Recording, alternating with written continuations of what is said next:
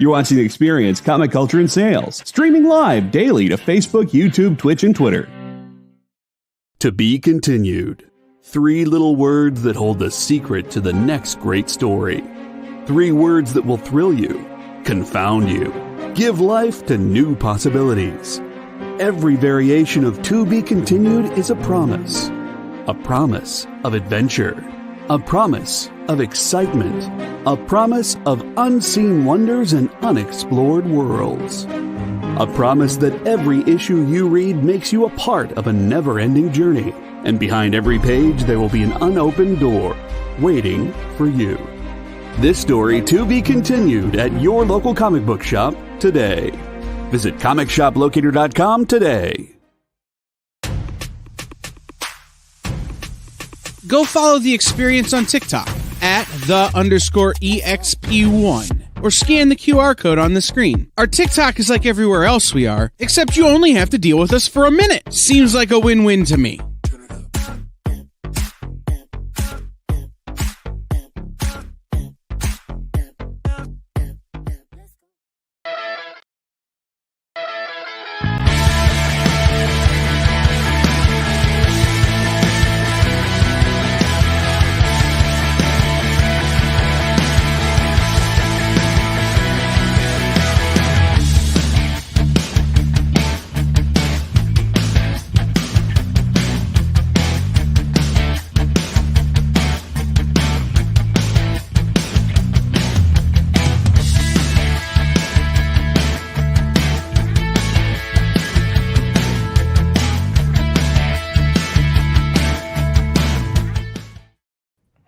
Hey, all right. I don't know where John is. All right. So welcome, everybody. New Comic Book Day. Shout out to Kenneth Bird. What's going on, buddy? Preston, John Julio, CJ Design. Let's see who else is in the house.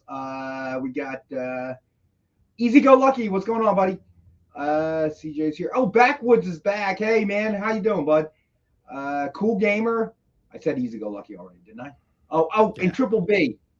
What's going on, buddy? Who appears to have started the drinking game without the game starting. Cool. All right, so John is here. I don't know where John went, but he is here. But we got a lot to unpack tonight because a lot of weird stuff. So first of all, we were discussing this with Alec. Robbie with the no hat thing. We are totally convinced that Rockin' Robbie is definitely dating, has a girlfriend, something. So if you haven't checked out his new Comic Book Day, I haven't yet, but I will as soon as I get home. His new Comic Book Day video on his YouTube channel, apparently he is now changing the way that he speaks on video as well. So I imagine that the as yet unnamed new girlfriend, must be watching that particular episode because did he not refer to himself as Robert, I think? I don't know. I think that's what John said. Well, we'll get a confirmation from John. I think John watched the video. So apparently our buddy Robbie is from PCP is reinventing himself. And when is the only time a person does that? When they have started a new relationship. That's the only time. Come on, man. Let's call it what it is. So. Oh, Triple B, foot of snow here. Jeez Louise. I know you guys are getting slammed in like the mid and the west. We have been relatively lucky. Got a little cold today, but a little bit of rain, but a tornado touchdown somewhere in North Jersey, apparently, Mercer County. So that's really central Jersey. Hey, no, he doesn't call himself Robert. In the video, he doesn't? Yeah, I just turned on the intro for it. He's still normal. The Rockin' Robbie Billups. All right. Okay, so John may have been exaggerating. However, John was in a freaky car accident right before the show. And I'm going to let him tell the story when we get to it. Yeah. He was not driving. He is not hurt, at least not visibly. Of course, if he wakes up with a stiff neck tomorrow morning, we'll know. But very, very weird story. And to really, my worst nightmare, apparently, it was during a test drive for a new car. Yeah. So I'm gonna let him come in here. Where are you, John? John, the show has started. That's got to be like that's like my biggest fear. That is mine too. I drive like an old lady whenever no offense to ladies, every time I take a car out for a test drive, because that's just like my worst nightmare. Like I'm gonna get into an accident during the test drive of the car I don't actually own. CJ, 14 inches of snow come tomorrow afternoon. CJ, what part of the country are you in, buddy? Are you in that Minnesota area? Because they're getting hammered, from what I hear. Even for them, they're getting hammered. So it's like going to be the top. I'm jealous. Yeah, you're jealous? Dude, I am so not jealous. I love snow. Stevie B, self-driving Tesla. It was not. At least you could blame that on Elon Musk. It was not a self-driving Tesla, unfortunately. So we'll find out the story when it gets in. Preston. Oh, wow. So how much of the country is getting hammered? Like, it was a big chunk. It wasn't us, so I didn't pay that much attention to it. But I didn't even know. Well, Lyle's 14 inches of snow. I take that instead of 4 feet. Lyle, come on, buddy. You kind of are the exception there. John Spilios. I do not know. I will find out, though. I'm going to write that down. John Spilios. Looking for Tomb of Dragons. Okay, got it. There's John here in the background. Oh, John, you want to join us on the show that started already? As usual, I'm meeting with the publisher, trying to keep this industry afloat. Yeah, and all It's he wants me to and do Alec is and don't like you have a 3 show? other people. And So how many times did he say, don't you have a show to do, John? Don't you have a show to do? do you know what he said? What? That's a great idea. Let me think about it. He Wish I had a buzzer. He said he'd get back to me. No, Jim actually thought That it ain't was gonna really happen. Jim's just nicer. That's all. So I've already led into. You know what? I'm gonna. Lyle has 14 inches of snow. Oh, that's right. He's like Ice Station Zebra, right? So No. Lyle says he prefer 14 as opposed to 4 feet. Okay, but Lyle's an exception to the rule. I mean, the man works in the Arctic Circle. oh my god. But so many people are getting hammered throughout the country. Yeah. All right, Alec, for There was whatever a tornado reason. in Asbury Park yesterday. Yes, I That's saw that in the insane. news in Mercer County. For people who maybe don't know where Asbury Park is, New Jersey's pretty mild weather. Oh, state. that's Jersey? Once in a while we'll get like a Mhm. little bit of a flood or a hurricane, but for the most part, we don't see tornadoes here. We don't see that kind of stuff here. Very rarely. No, Jen, I have not. Asbury Park is like a boardwalk community. And all of a sudden the phones started going off, and about 25 minutes later they claim a tornado cut right across the spillway and out to the ocean. Dude, we've had at least, there was one right out here, Twister hit, flipped the car over just Oh, yeah. several years ago. Where we did the show heroically? Oh, no, that wasn't the night. That was prior to that. Then there was a note where Mariano ran out the door in the middle of a hurricane warning. Remember? He did, that's right. It was whipping around, okay, a little And bit, he's like, I will take on the elements. All right, Hurricane Man, it's all rather you. than hang out with you guys. Hurt me a little bit. Nah, But, we, all right. we deserve it. All right, let me throw a few books up there, but we do want to hear about John's accident because as he's unfolding with the story, it is like, I'm like, oh no. I Oh had to no. shut off my Oh phone. no. No. I had to shut off my phone because it's constant notifications down. I'm like, look, man, I got a headache. My neck hurts a little bit. I'm not looking for a lawsuit, but I'm just, like you're stiff, Like, So, stop texting me. Yeah, I'm like, stop texting me. I want to do my show. I'm gonna go home, take a hot shower, and watch And something hope- scary. And hope you can still get up in the morning. All right, so let's throw this out here right away. Dynamite 10-pack reader set, 10 random Dynamite titles. Cover price of $3.99 or higher. So $40 suggested retail or higher. And as always, as thanks to our viewers, $5.50 a copy. If you have a preference, we'll try to fill that preference for you, especially if you are a regular buyer of the 10-pack. All right, so that is up there. I'm psyched for this new comic book day, man. We have really good stuff. Ron says he's from Asbury Park, but none of his relatives said anything about the tornado. Maybe Was it they're today or gone, yesterday? man. Have you checked on them? You might want to call them, Ron. Dude, maybe That's they all live we're in saying. Eatontown now. Maybe you want to check on them. That's funny. Is it Asbury in Mercer County? God forbid. Asbury is, Is it in Mercer believe, County? no. I think it's the next county up. I'm going to say Monmouth County. Well, they said one hit in Mercer. One hit Mercer, too. That's So I they're in thought Oz now. Nice. No, that's the second hour. Ron's phone call gets forwarded to Oz. Oh, man. They had a tornado watch, And then somebody who does the Asbury Park Life blog, she just records it. She's like, I'm watching this thing go. And it's kind of hard to see because she's recording it with her iPhone or whatever, but you can just see kind of the swirl going, oh, oh, and it cuts right across and goes out to the ocean. And she's like, I was driving, this was, I guess it was near Princeton area for a softball tournament. And at the end of that day, I drive in an intersection, dude. There's one of those wind things or whatever. And I'm like, that looks an awful lot like a tornado. Thing, pieces of paper trash and whirling around in a circle. I think I'm gonna make a right, not a left here. I don't know. I mean, like I said, I tell people this. Vote what you want, do what you want. I don't care. When people say there's nothing wrong with the weather, I'm like, look, man, I don't care if it's global warming or the government tried to build a weather control machine and it's not working. But I'm telling you, New Jersey used to not have tornadoes. So Preston says blizzards in LA, Creative Keep, who I believe is from that area. Yeah. Blizzard warning. My God. It's a little that ain't right. Bit. And we have had a super mild winter here. I mean, it has been. That's pretty much 2 years in a row now. Yeah, last year wasn't bad either. Days we had like a cup full of snow on my car. It was done. Dude, I wasn't even, My car looked like a donut. I know JD's from that area. That's insane. Yeah, but why would you have a blizzard warning if it's only going to hit the snow-capped mountains? Dude, I don't know, man. These weather. Oh, that's another thing. The size of weather systems has increased, and the amount of time. My wife digs like the end of the world, right? So she's watching Weather Channel, whatever, and this lady's explaining how Weather Channels. She was using the Ghostbusters analogy, right?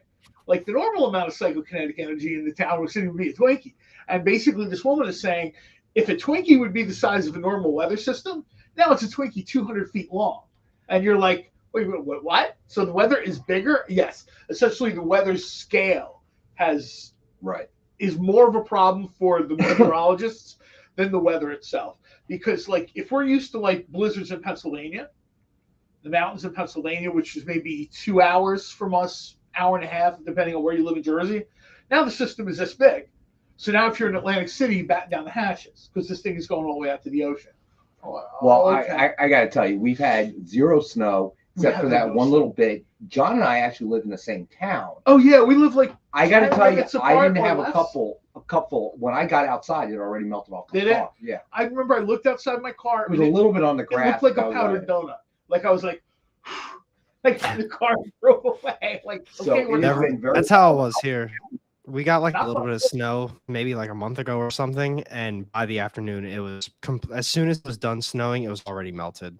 I feel Triple B doesn't understand what the Rex Cap really is. I can do a Rex Cap. He's in for a Rex Cap. Dynamite 10-pack reader set. 10 random Dynamite. We did do one book. I'm sorry. I forgot. All right, let's get to a couple of books here. This one in honor of our buddy John coming back finally, hopefully. Although the car accident almost made it not happen this week. I almost feel like I was getting pumped at that point. It's like the slow motion thing, and almost I hear like the voiceover going, you might be wondering how I got here. And there's like the Wawa bottle hitting me in the chin. And I'm like, what the? All right. So we want to hear about that. But all right. That was the Rex Cap, Preston. That was I only got you one. All right. In honor of John finally being back, the Green Hornet, Volume 3, number 1, Atlas signed edition by Anthony Marquez. Suggested retail of $49.99. We have the one available, signed in gold for $19.36 for the year that the Green Hornet premiered. There you go. I'm trying to think if I have this. If I don't, you're gonna have to pull this off the show because do we have more than one? Sorry, it's not available, everybody. It is definitely available. It's definitely available because John's prices, what he gets these things for, is really pretty bad for us. Thanks, everybody. Oh man. Let me say. All right, Preston, go for it, buddy. I remember when this came out, seeing this cover and telling Nick that I wanted this to be on a T-shirt, and Nick was like, "It would be quicker for you to tell me what you don't want on a T-shirt. Stop emailing me." But I just thought like that on a T-shirt would be cool, like black, the green, because remember we had Red Sonja, Black, White, Red. And then we did the book where, even though it wasn't the title, we kind of had a Green Hornet series, which was sort of like Green Hornet, Green, White, Black. And I thought that shirt was perfect. All right, so since Preston has claimed the Green Hornet, no, John, that was the last one. Sorry. Oh, was it? I don't know. Dude, I'm just making it up. There's probably more. What's that? There's probably more. John will find them. I know the guy who makes them. They'll be fine. I will do everything I can to hide them from you, John. It will become a personal crusade. Oh my God, dude! I can put. You know how I can stop Rex how? with a box, a stick, a string, and a sandwich. When you go to get the sandwich, I pull the string. Dude, the box is closed. Dude, you don't need the box. You don't need the string. You don't need the stick. Bring 2 sandwiches. What do you want me to do, John? Okay. You're taking that big statue? Okay. Yeah, go ahead, man. Lone Ranger loves you, brother. That one might take a 3rd sandwich. That might be. You know, like that Monday you came back and you brought me a week's worth of food that I ate for a week. One day we'll have to post a photo of this. We've mentioned this Lone Ranger statue a bunch of times. It's probably my favorite thing in here. I love the Lone Ranger. It's probably the nicest statue I've seen. I don't want to say that Dynamite's ever had, but 2 weeks worth of food. It's really cool. And I don't know. I think honestly, That's the deal. I know, right? When he came back, literally that Monday, there was a bag full of food. Oh, there was I did. A meatball. The day after the Super Bowl, I brought a him a bunch of meatball hoagie, meatball sandwich. There was a panini with pork. Yeah. Okay. You didn't tell me what was in it, so it was a surprise. That was excellent. There was the ziti with the long hots. Okay. What was it? Was it square thing? Was it sausage or was it Spam? It was sausage. It was sausage. Yeah. But he was cut in squares, so I thought maybe it's Spam. And then the sausage and peppers. Oh, so sausage and peppers. All that on a Monday, and literally I ate it for the week. You know that if you live in Jersey, we talk about food a lot on the show. If you live in Jersey and you can't do sausage and peppers, get out of the kitchen, man. That's you got to be able to do a pan of sausage and peppers if you call yourself a cook in Jersey. I don't care if you're a home cook. I don't care. Dude, I hunt for that every time. My problem with Citizens Bank, okay, for you non-baseball fans, where the Phillies play, I got to tell you, man, a lot of roll, not a lot of sausage, not a lot of peppers and onions. I hate their sandwich. It's like they somehow they put it in a really huge roll where the sausage is just swallowed up. They think you'll think it's a value. Dude, I got to take 2 bites at the end of the sausage and peppers to get to the sausage and the peppers. So CJ's Preston, it's not that kind of pork. It's more like South Philly Italian roast pork. It's not the sort of pork that you're thinking of. I love Cuban sandwiches, by the way, but it's not the same type of pork at all. Yeah, it's like a roast pork sandwich, which is in this area usually in a roll. Yeah, it's in a roll. Pork shoulder. It's cooked with garlic and usually paired. Sometimes sounds delicious. Or broccoli rabe. Usually some sharp provolone gets shaved. Yo, I love broccoli rabe. Preston, it's actually not a Cuban sandwich because you didn't have any ham in it. No. So it's just because he decided to panini the bread. Well, it seems like it would hold up better that way, right? Because if I give you kind of like a sandwich with, like when I order a roast pork sandwich at the Knicks, I tell them to dunk it. So it comes out and it's wet, right? But I'm eating it right there, so it doesn't fall apart, right? It's just wet enough to last for like a half hour and I'm done. So that was a great week, man. After the show, I didn't have to stop anywhere to pick up food. I just go home. Somebody said they have beer cheese soup recipe. Meatball, send it over. Meatball sandwich, or should I have the panini? So I ended up having the meatball sandwich after the panini sandwich. Those meatballs were made with veal and ground sausage. Oh my God, that sounds so good. They were spicy. Let me be clear. They were. That's why I tried to tell you. I don't go ghost pepper hot, but we grow a couple different kinds of Italian peppers at the house, and then we pick them and process them and keep them in jars and freezer bags and stuff for the summer. Let me say, for the winter, if you can find a friend that is a cook or used to be a cook, I highly recommend making friends with them. Okay, they will bring you very good. Don't laugh. I'm going to call T-Public for a shirt that says "We'll cook for comics." I like that one. I'm writing that one down. Somebody said something about a beer cheese soup recipe. I love beer cheese soup. If somebody has a recipe for that, I'm always, CJ Design. email, shoot me over. Yeah, definitely. Find me on Facebook. I'm me, way too incompetent and lazy to make it myself, but John will make it and he'll bring me some. So I would. I'd actually bring it to you. I know you would. Try it on the air, especially if the recipe is from CJ. Yeah. So, yo, CJ, you have my email address, rex.wang@dynamite.com. Danilo, I don't know what happened with that, Danilo, but email me. We'll figure it out, buddy. And take pictures of whatever damage there is, because I know that we packed the heck out of it. So if it was damaged somehow in transit, we'll figure it out, my friend, and we'll make it whole. All right? Yeah, and that goes for everybody. That actually came up at a timely point, right? If you guys get a package and something's not right, like, let us know. You know what I mean? Don't fester on it. Don't wait till the show comes on. We'll do whatever we have to. But I do want to say, Danilo, if you remember, both of those packages were shipped out on the same day. So one took a while to get to you. That second one, my suspicion is Customs actually opened it, did not repack it properly, and that may be why things got damaged. That makes a lot of sense. Right? Yeah, I mean, we don't ever want to hear that, but absolutely. I mean, I just wanted to.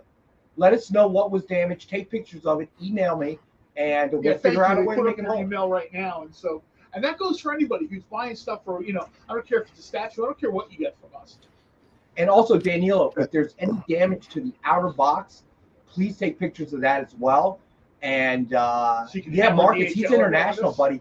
Unless requested, we don't send anything media mail. So Danilo's international in Canada, so that always goes priority mail. Okay. But if there's damage to the outer carton, please take a picture of that as well. As always, with our international packages that exceed $200, we always insure it. So there's insurance, but in order to make a claim, we're going to need all that evidence, all right? And we'll work it out with you, Danilo. Don't worry about it. But I apologize. I'm sorry that it was damaged in transit.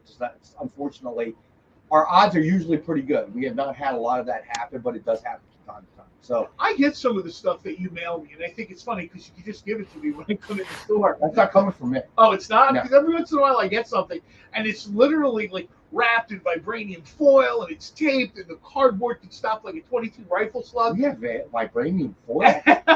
Those guys have been holding out. All I'm thinking of this, dude, you could just hand this to me on Monday or Wednesday and save yourself the half hour. No, because if it's something that you have logged in through another department, it generates on its own. Yeah, honestly, I don't know where. A lot of times it's not coming through my hands. Kickstarter or Indiegogo, that's why. Like Steampunk Red Sonja, and then all of a sudden. I mean, if it's something like that, you could probably make a request. No, but this is kind of real timely, though. I mean, we always ask people, like, subscribe, hit the notification bell button, blah, blah, blah, this and that. But on the flip side of all the good stuff, if there's not good stuff, don't wait for the show. Let us, email Rex, immediately. Like, a box comes and it's dented or broken, hit him up, take pictures, which is a great suggestion, and say, hey, look, man. And I guess most of the retailers on the experience probably have a similar sort of mechanism in place. If the customer isn't happy, you know what I mean. There's always a way to work it out. That that things can be made right. So send me that information via email, Danilo. We'll do whatever we have to do to make it right. Preston says Amazon, on the other hand. Oh my God, I've had so many issues with Amazon. I mean, once it leaves this building, there's we had a guy in Singapore we've been shipping stuff to. And one package got held up in customs for like 4 weeks. We were all freaking. And, we're getting ready to file a claim and everything else. And then it shows, and we can't get any help from the U.S. Postal Service. It's a little easier with Canada, but as far as Singapore, they don't connect. So he's seeing one thing on his end, and we're seeing another thing on our end, that it's been delivered to Singapore, waiting to be delivered to the customer. But it did finally arrive. Oh, my God. We were all so I can't wait anymore. Do a Disney book. Let's do Comic Book Day. Do a Disney book. Don't we have Darkwing Duck up here or something? We do not. We have to have Darkwing Duck. Oh my God! I put Green Hornet up there for you. All right, stop whining. Somebody bought it. It's gone. I can't help that. That's the way it works. Don't worry. I'll pack it carefully. Who bought it, Preston? Don't worry, Preston. It will be carefully packed. Preston, don't worry about it. Amy is on it. We talked about this already. I said if somebody else buys a Green Hornet other than John, you're on the job. Okay. No, but I think that might have been a cover I meant to ask. She has a black belt in jiu-jitsu. Who hit you? Does she? Oh, she's going. No, I don't know. Maybe she does. I don't know. I'm making stuff up. Come on, what? This is the first time you've been on the show with us? Oh, cool. Come on. Hey, that's a real thing. I don't know. What? Oh, it is. People If do it that. comes from my mouth, it's not a real thing. Okay. One of the things I found out is like back in the day when people be like, I go to the gym or whatever, or I took aerobics or whatever the thing was. Now all of a sudden people are ready to throw down. I'm like, oh, do you work out? Well, yeah. I do Brazilian Jiu-Jitsu 6 days a week, and I back up with my hands like that. Let's test it the hard way. Hey, John, go insult Amy. That's not going to happen. That's a hard If she throw punches you, then the answer would be yes. I don't need to see whatever skills she learned from Israeli commandos, ninjas. I don't need to see none of that stuff, man. I promise I will have my phone and my camera, my video running the whole time. Dynamite's #1 YouTube. Make sure to join us Monday watching Amy kick John's ass. Look at his feet in the air. Wait, John, just wondering, how tall are you? Like 5'11 3/4. I'm shrinking. 5'11 3/4. I was 6 feet my whole life, and the girl says, "What are you, 12?" No, the girl I'm 5'11 3/4. The lady says I have to measure your height. I said, wait, after that car accident, you lost a quarter. So now you're just I said I've been 6 feet tall my entire life, and the lady's like, "Oh no, you're 5'11 3/4." And I looked, and I'm just like, I just laughed, and I'm like, all right. Like she made a point of putting it on my doctor's chart, and I'm like, okay. Like it was so important to her to take me for the 1/4 inch, and I'm like, you should have looked her straight in the face, okay? Deadpan, slipped her $10. No, and said, "Hey, are you serious? The NBA tryouts are coming out soon." I know, right? I was just the weirdest thing, Like I'm over there because they're putting like a pacemaker. I feel like I'm a first-round draft pick. And she's worried about the 1/4 inch on my thing. I'm like, I'm begging you to focus, please. Or say something like, "Does that mean I can still play violin?" Marcus brought up Jim Cotta. That's a great guy. That's like the kind of movie that Robbie busts down on a Monday night. Oh, dude, man. that was brutally Kurt, bad. what's that guy's name? I don't know. He was a gold medalist. He was a gold medalist, and all of a sudden the guy who thought, he couldn't act. Okay, he couldn't act, and he didn't actually know any karate. Also, to be clear, he couldn't act, but trust me when I tell you, knowing gymnastics does not help you when you're in a fight outside behind a bar at 2 a.m. Well, what I hate about that movie is he get into a fight, and oh my God, look, it's one of those pommel horses they have. Oh yeah. It just happens to be in the middle of the street. Yeah, it was just I love this. Stevie B just said, Kurt Thomas, thank you. Stevie B just said there's a John growth chart markings in the Dynamite warehouse. You should send him something free. That's funny. That'd be funny. As you go back and you just see like marks. I'm gonna send you something free. I'll just grab something off the shelf. It's fine. I don't care. John's gonna send you his Green Hornet watch. You want this original Alex Ross art? I'll just fold it up and put it in. It's not mine. I don't care. All right, let me get a couple more books out of here. All right, we also have Future State Dark Detective #2, signed by Joshua Williamson. Suggested retail of $49.99, and we have the one available, number 6 of only 30 signed, for $19.39. I didn't read all of the Dark Detective, but I read the first couple of issues. I liked it. I find myself having like arm twisted to read some Batman because Josh Williamson and I have followed each other on social media for like more than a decade. Name drop. That is a name drop. I remember when he used to work for like right for Monkey Brain Press. Right. And I said one day, and a lot of people said it, it's not like I called it or anything, but I said to him, I hope you remember us when you're doing stuff like Batman. And of course he laughed. He had a real job back then or whatever. Fast forward a few years, and there he is doing Batman and Flash and all this other stuff. However, to live up to my share of the part of the deal, he's like, did you read this? And I'm like, dude, do you think I'm reading Batman? And he's like, if I wrote it, you should read it. So I went back. This Dark Detective thing, and I said this before, I've been critical of DC, but sometimes I kind of like to give credit where it's due. I thought this Future State had a ton of potential, a ton of promise, and I think that's the direction they should have went in with the comics. This Dark Detective, it's different. It's not just Batman. Right. Like another, you know what I mean? I thought it was really cool.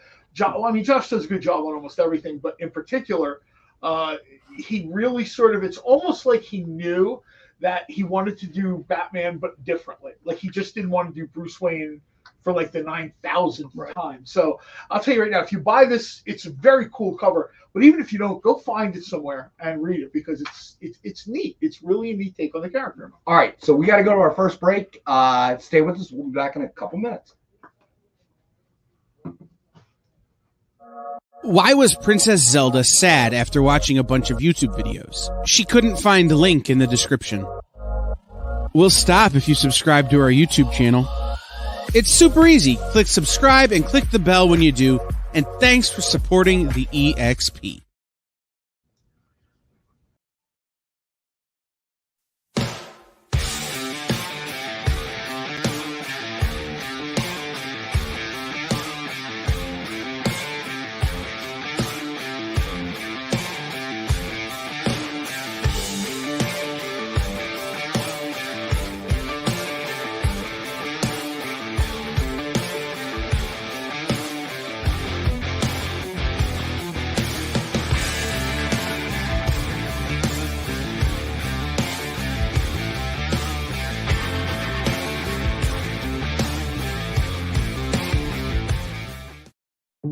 Did you know that across America there are over 2, maybe even 3 live stream producers who can't even afford Mountain Dew? Take Brian here. Brian has gone 2 weeks without a sip of Red Bull. If it goes on much longer, he may take a shower and get a real job. Situations like this are as tragic as they are preventable. Join the experience on YouTube and gain access to special emojis and members-only streams. For less than a cup of coffee, you can keep socially awkward hermit people working from their parents' basements where they belong. Scan the QR code on the screen to join. You'll be glad you did.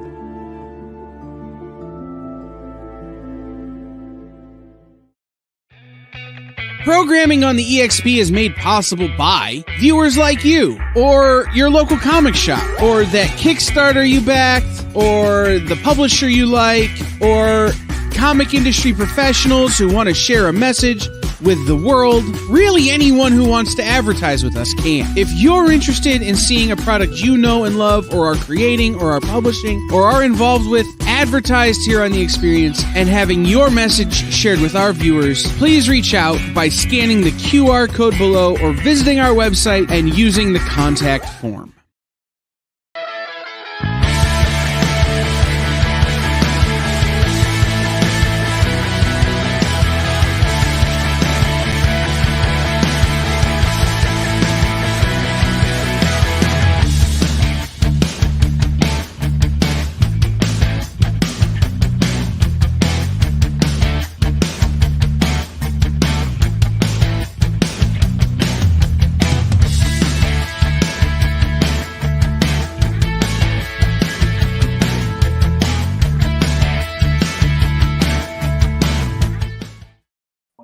We are All right, back. and we're back. All right, so turns out I was wrong. We are going to have Darkwing Duck and a Gargoyle set available for tonight as We well. do Disney now.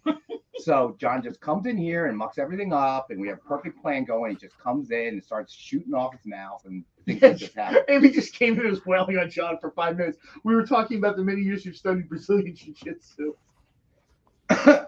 All right, so let's get it. Some things I like to keep private. So I know, right? There It's you a go. personal life. What are you doing, man? So that answers your question, Alec. I was so gonna say, I knew she was. No. You know what? I like it. Yep, I like Snowmageddon. I like it. Yeah, Good oh, job, that's cool. JD. That's cool, man. Do that All one. right, so I don't even know what the giveaway is going to be, but we're going to have one. It's probably going to be sets, right? I have no idea what it's going to Okay. be. I have no idea we're going to have a Gargoyles and Darkwing Duck set You know we as do well. Disney books, right? Like, I'm not sure how many memos behind you are you? Hey, I get the stuff after it comes out, usually way after. Amy, After it you comes want to go out? through? Do we know the price or what? For the Disney sets? Yes.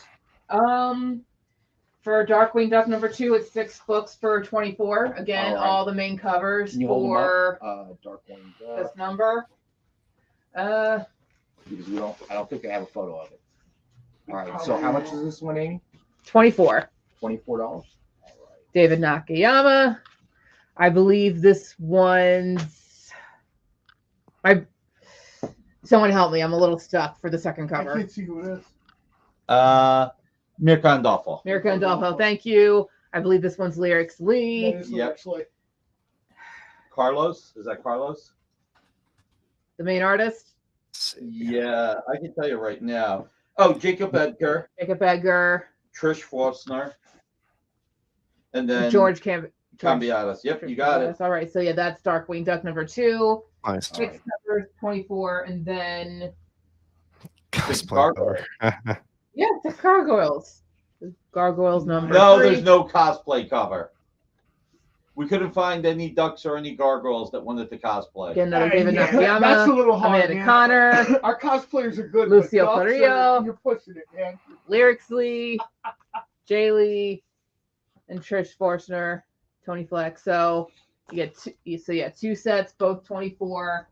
So feel like it. And the They're right there. gargoyles is how much? 24. Also They're both 24. 24. And because everybody's a Ken Hazer fan, we actually got permission from Disney to do a giveaway every once in a while. So that's the giveaway? That's the giveaway. All right. Ken Hazer FOC cover, Ken Hazer FOC Boy, what? Virgin cover. 2 giveaways are the Nice. same. What do you guys want to do? Let's have the fans vote. 1, you want them to be separate. 2, you want there to be only 1 giveaway. So separate or 1 giveaway. Let's have the fans vote. Well, I would think they won. Nice, Preston. No, Preston. I'm not telling Rachel that. I talked to her today, by the way. I am not telling her that. There's too many. No, there's a lot of reasons not to do any cosplay covers. It's too much legal stuff. I was going to say, Yeah, I it's can't too much imagine. legal. I mean, we joke around a lot, but I can't imagine the legal hurdles as a All right. publisher Triple you B go says through. 1 giveaway. Okay. I would tend to agree with Triple B, but let's let a few more people voice their opinion. Marcus's answer is void because he's throwing out the red. Marcus's answer counts for 5 votes right there. Okay, so basically rip them in half and give it away in 5 pieces. No. There's Thank you. a 2, and a 3. What's a 3? Needless to, None of the above. none of the above. Needless to say, we're going to talk about New Comic Book Day. We'll throughout do the day. separate. We got 4 people saying separate. We got Preston, Hugh, Mr. Easy Go Lucky, John. We're looking at 4 to 2 right now, so I think it's separate. All right. So if we do 2 giveaways, then we'll do the first one right before the end of the hour. Yeah. CJ So yeah, this says week add 1 obviously, bonus. along with other CJ stuff said that's what? coming out- Add 1 bonus. How about this? How about we do this? How about we do 2 Ken Hazer giveaways? We will do 2 giveaways, and I'm going to break it up differently. I think Amy would approve. What we're going to do is to make it really fair to everybody is we'll give away the Gargoyles Ken Hazer number 3 FOC with the Darkwing Duck number 2 Virgin, and we'll give away Oh, so the really, I like Darkwing that. Duck number 2 logo with the Gargoyles number 3 Ken Hazer Virgin. All right, Nick, can you put those over? Okay, you're putting them up there. All right, got it. All right, so there are 2 giveaways. But this way, everybody gets one of each. The 2 winners will get that. That's a different. Are you taking? I just pictures kind of for- need them I'm separated, keeping guys, them. so I know when somebody wins it, who won what. Splits those pants. All right, 2 All right, giveaways. So did you put them on the bottom ledge there or a shelf? It is. Okay. There. All right. Yeah. Got it. I just want to make sure we know who wins what. So now we can have 2 winners, and both people can have one of the rare Virgin covers and a rare FOC cover. All right, there you go. Did we sell anything yet? We sold the Green Hornet? Green Hornet. The Green Hornet, yeah. And not the John. All right, so if I move the Green Hornet, then I've got some space to move this. Guys, let me tell you something real quick. Somebody jump on the Invincible Iron Man. That's George Tuska inspired with MODOK. We know this is going to be Oh, big. throw that up next. All right, so That's let's awesome. let's do that one. Let's do that right now. That's a great one. Invincible Iron Man number 600, signed with Iron Man and MODOK cover sketch by Joe Del Nice. Beato and Mariano Nicieza. Nice. Suggested retail of $149.99. Homage to George Tuska. Preston. And we have the one available. Yeah, give that here. I got you, Preston. It's over here Preston said, now. Don't leave Don't worry about it, buddy. I got it. I'll guard it with my life. No, that one's awesome. That was really nice. Yeah, one available for $93, everyone. All right, so this is one that I don't expect to hang around for too long. Too late, Ron. We're doing 2 giveaways, my friend. So, yeah, those colors do pop, Triple B. So make sure you put hashtag Snowmageddon, all lowercase. Hey, Hugh, what's going on, man? The young man who colored those might have a future in the industry. Yeah, you think? And not so young.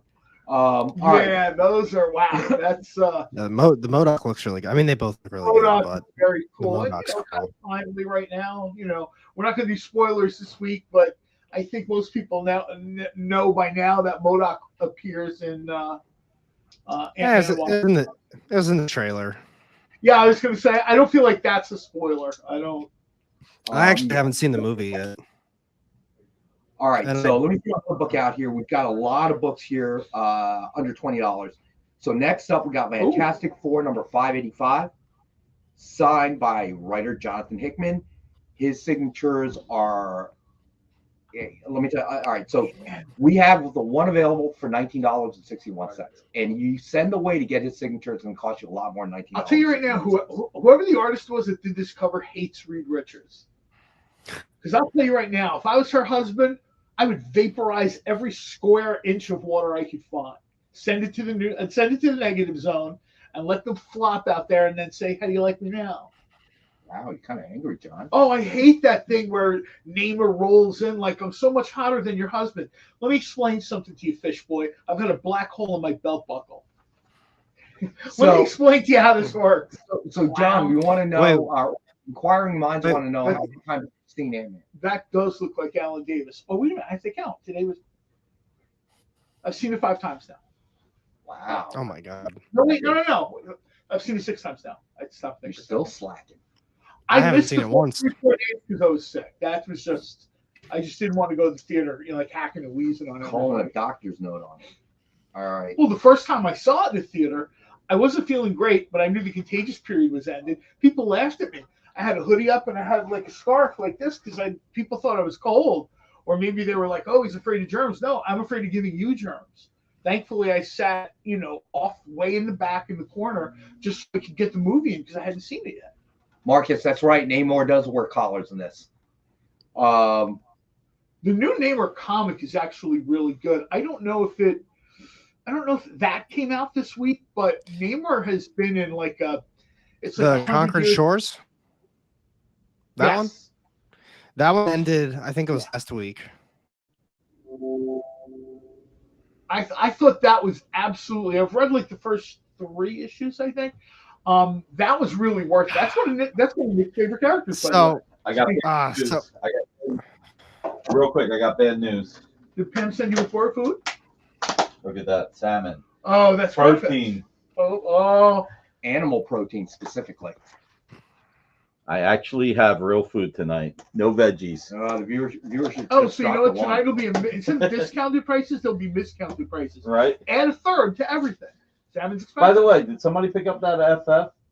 No one has Not yet. Guys, that Alan Davis Yeah. cover? You guys got to be kidding me. 1961, the year the FF first appeared, and Hickman signatures. Now, if you do a mail away, it'll probably end up costing you $50 because you got to pay the 20 or 25 or $30. And it's the good name in the shark skin suit, not the terrible little green. The disco outfit. I love that outfit. It's the disco Namor. So Did you read the latest thing they had for Namor? They had like Unconquered Shores. It was a new Namor series they did. I read the first 3 issues. It's really good. you eat all that, you'll have to pop. Jesus. I'm leaving. I'm going to go eat. I hate to say it, I'm disturbed by how fascinated people are by the color of Nick's pants. Nick and I have been friends for years, and I've never really taken a lot of note of his pants color. Well, you never saw the red pants. That's why.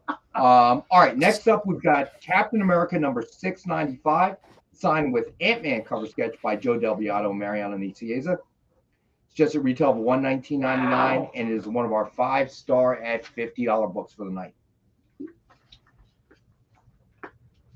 Man. So I couldn't pull up Ant-Man Wasp Quantumania on Rotten Tomatoes right before the show. Disney probably had to take it down because I mean the fans were reacting well, so I found that interesting. See, here's the deal: we've seen that in the last couple Marvel movies, right? In a hunt for like clicks and page views and downloads and watches, whatever you want to call it, the narrative now can't be another amazing Disney movie, another amazing Marvel movie, because that's not news. Everything they've done was amazing for 10 years. So now the narrative has to be, this might be the movie that's bad, and of course it's not. You see, here's what, but here's the thing. Here's what I find interesting. Okay, so we all know that before it released, the critics' score was 40% or something, 47%, right? We badmouthed the critics on Monday. So then we really trashed critics. But no. But here's what's interesting, right? So as the movie releases and people go to see it, the audience score goes to 85%. Then all of a sudden they go from critics to something they call the tomato meter. And the tomato meter is now at 83%.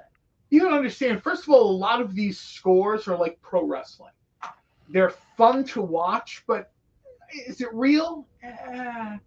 That's right, Dwayne. It's the Rex rant. Because I'm saying this Rex rant. This only backs up what I was saying before. Said you cannot see the red pants. Okay. 360, what's going on, man? Isn't he on tonight at 9 o'clock? I believe so. 360, you had the experience at 9, I think? I'm pretty sure, yeah. I might have the wrong time. JD, I might have the wrong time, but I think he's on tonight. He jumped from Instagram.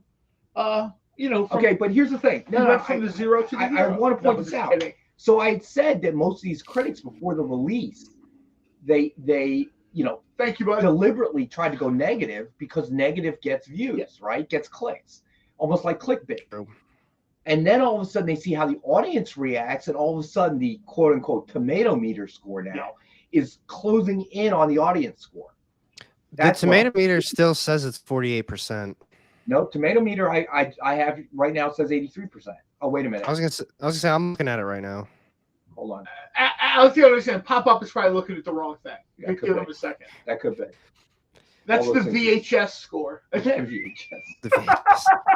Hey, accent rates it an L. Hey, I know how to make that stop flashing 12. Hey, John, I know we are well past this conversation, but I wanted to say earlier about that Namor Conquered Shore series.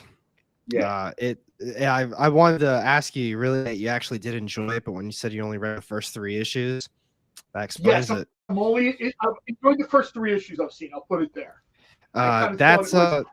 No, it's good. The first 3 issues are good, and you probably should. They basically so it's only a 5-issue series, and they introduce it like an entirely new plot point in the 4th issue, and then it like kind of like half-ass wraps up in the 5th one. I was like, why would you do this? It's so those first 3 issues that you read, like that entire plot is borderline abandoned. Like completely. Oh, like all they had a cool idea there. For those of all you the questions all the questions that you had, like you're wondering where did the superheroes go? What happened to Earth? What are they like? None of that is answered. And they turn it into like a war in like the end of the 4th issue between the machines and humans, and it's like yeah. I don't want to see that. But the first couple issues were it's I don't know if it's 100 years. I don't know what the exact years are in the future. First couple issues are really worth checking out, and they're probably like Marvel Unlimited. Like if you don't want to go, I mean, always go to the comic book store. But if you're like, oh, maybe I'm only going to read 1 issue or whatever. Right. That's for me. That's what things like Marvel Unlimited are valueless, are invaluable for, not valueless. If I want to know why something, I got that backwards. For me, stuff like Comixology is invaluable. Marvel Unlimited too, because I want to buy these books, right? But I want to put my money where I don't want to waste it. I don't want a ton of issue number 1. I want to buy a whole set, so I can jump in and read an issue. These services are what, $4, $5, $6 a month, whatever it is.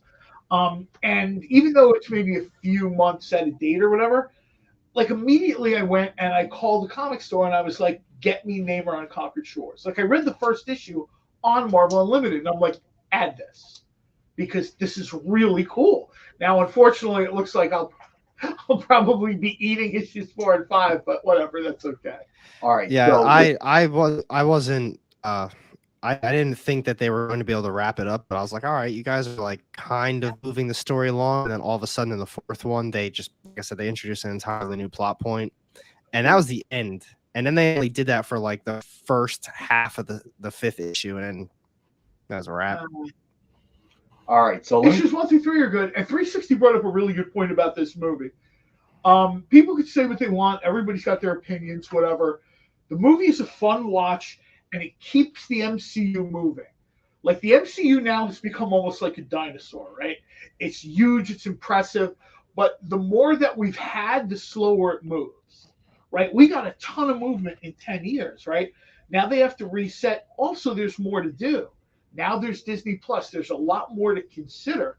You know, the MCU is literally a multi-billion, according to the term they use, is a multi-billion-dollar commodity enterprise. So they're going to, you know what I mean? When they said, oh, we're going to do, next year we're going to do fewer movies. Yeah, good. Take your time. Yeah. And that's on a personal note, I'll say this. 2 things. Disney Plus content is great. They can kind of do that in-house, in-pocket, and still do the movies, and nobody has a problem. For anyone that has a problem with Ant-Man, I'm going to say this. Supervillains like Kang really get on my nerves. That I go back in time, I fix stuff, I rewrite timelines, whatever. Ant-Man does to Kang what I've always wanted to see done. This is a tiny little spoiler, but I think you might have seen it. Hold on. I was going to say, I didn't see it yet. You hang tight. Hey, Neil. How you doing, buddy? I hope you're doing well. All right, so let me get a few more on the board here before we got to go to the next break.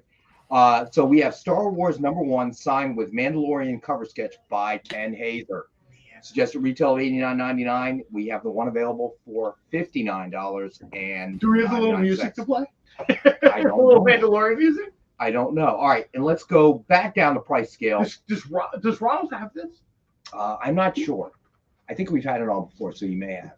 All right, and then we'll do a quick Rex cap. All right, so we have the DC 5-pack back issue set.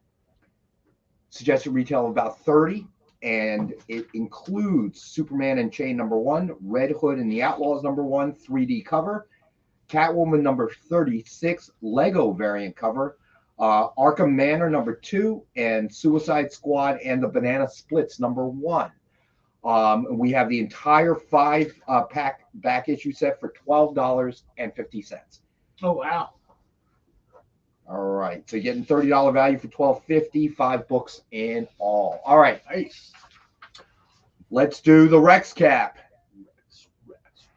You should just do that. You're sounding. No, it's like there's like a sound effect. I know, but they gotta find it. CJ said that Catwoman disturbs me. All right, we did the Dynamite 10-pack reader set. Suggested retail of $40 as always, and we have it for $5. So $3.99 cover price or higher, and we have it the all 10 books for $5.50 copy. You can't go wrong. Then we had Future State Dark Detective #2, signed by Josh Williamson. Suggested retail of $49.99. It is #6 of only 30 signed, and we have that for $19.39. And it doesn't get much lower than that. Fantastic Four #585, signed by writer Jonathan Hickman. And we have the one, #13 of 25, for only $19.61. Hickman signatures, by the time you ship it to him and he signs it and it comes back, you're going to be in it for well over $50. Then we did Invincible Iron Man. I'm surprised this is still here. I mean, I'm a little bit shocked that's still there. Invincible Iron Man #600, signed with Iron Man and MODOK, cover sketch by Joe Del Beato and Mariano Nicieza. Suggested retail of $149.99. We have the one available for $93. Then we did Captain America #695, signed with Ant-Man, cover sketch by Joe Del Beato and Mariano Nicieza. Marcus right. He just mentioned that Fantastic Four cover is like a nice green cover. That might be why it appeals to me so much. Yeah, right. Suggested retail of $119.99. It is a 5-star at $50 book. Then we did Star Wars #1, signed with Mandalorian's cover sketch by Ken Hazer. Suggested retail of $89.99. We have the one available for $59.99. Then we have the DC 5-pack back issue set. Suggested retail about $30, and we have the one available, the one complete set, 5 books for $12.50. Superman Unchained #1, Red Hood and the Outlaws #1 3D cover, Catwoman #36 Lego cover, Arkham Mana #2, and Suicide Squad and the Banana Splits #1. And then we also have Darkwing Duck, a complete 6-cover set for $24, and the Gargoyles, a 6-cover complete set for $24 as well. All right. This is like one of those pick your spot moments, right? Because Gargoyles and Darkwing Duck, let's be honest, I don't think Disney's going anywhere soon, right? You're going to see these things in a frame at a con or a trade show or something, and they're going to be super expensive. And you're going to be like, man, I wish I'd have picked those up when they weren't super expensive. Spoiler alert, this is that time that they're not super expensive. All these covers for $24 is, I mean, some of these covers are, the David Nakayama stuff is incredible, but it's hard to pick one. These are one of these, this is the kind of cover where people are like double and triple dipping. Somebody told me today, he's like, he asked me right out, he's like, is there a way I can just get all the covers at once? I was like, well, you can check out the show, but you could just ask your retailer and say, you know, I want these. I mean, you know, they try to sort of get that stuff for you. You know what I mean? All right. So right before the break, let's go ahead and spin the wheel. You got about 2 minutes. John, yes, I am. Hopefully I'm going to see it Friday. Hashtag Snowmageddon, all lowercase, and we're going to do the drawing right before we go to break. All right, JD, go ahead and spin that wheel, buddy. Give JD a second. There we go. All right, spin it, buddy. I wish we had the Price is Right noise. Boop, boop, boop, boop, boop, like as the wheel spins. John Spilios. Congratulations, buddy. John. All right. So one of the giveaways is going to John Spilios, man. And yeah, not only does Cocaine Bear look hilarious, but when I was a kid, I used to love, like, the drive-in theater used to get all these kind of not great, like low budget kind of horror movies, and they put them on, like they would start at dusk, right? And they would go on till midnight or whatever. And for some reason, one of the ones that was always in the rotation was a movie called Grizzly. It is not a good film. It is a great thing to watch, especially at a party after maybe some adult beverages or whatever.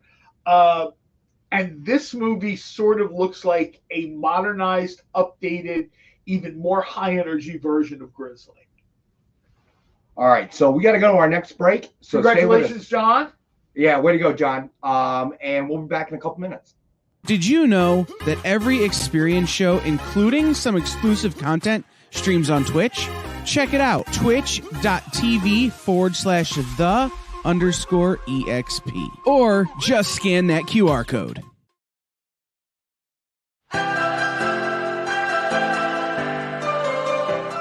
This is The Experience.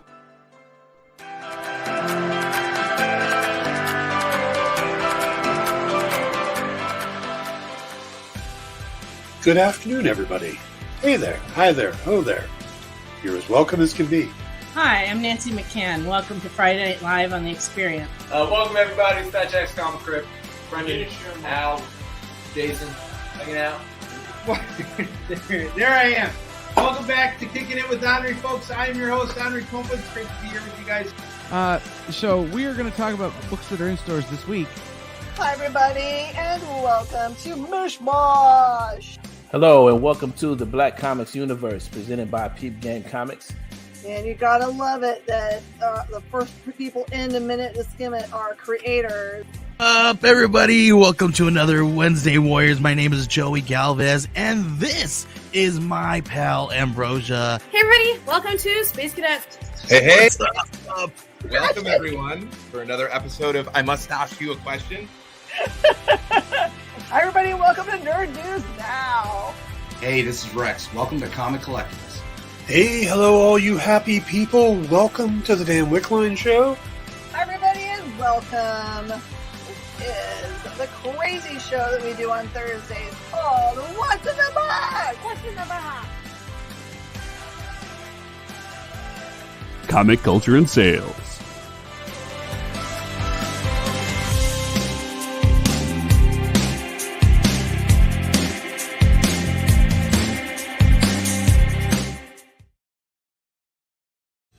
You just finished the last episode of your favorite new show, and you just have to talk about it. But all your friends are ghosting you because of that incident last week at the buffet. Oh, you know the one. What you did to that chowder. Ugh. Keeps me up at night. So what do? Join writer Dan Wickline as he breaks down all your favorite pop culture media.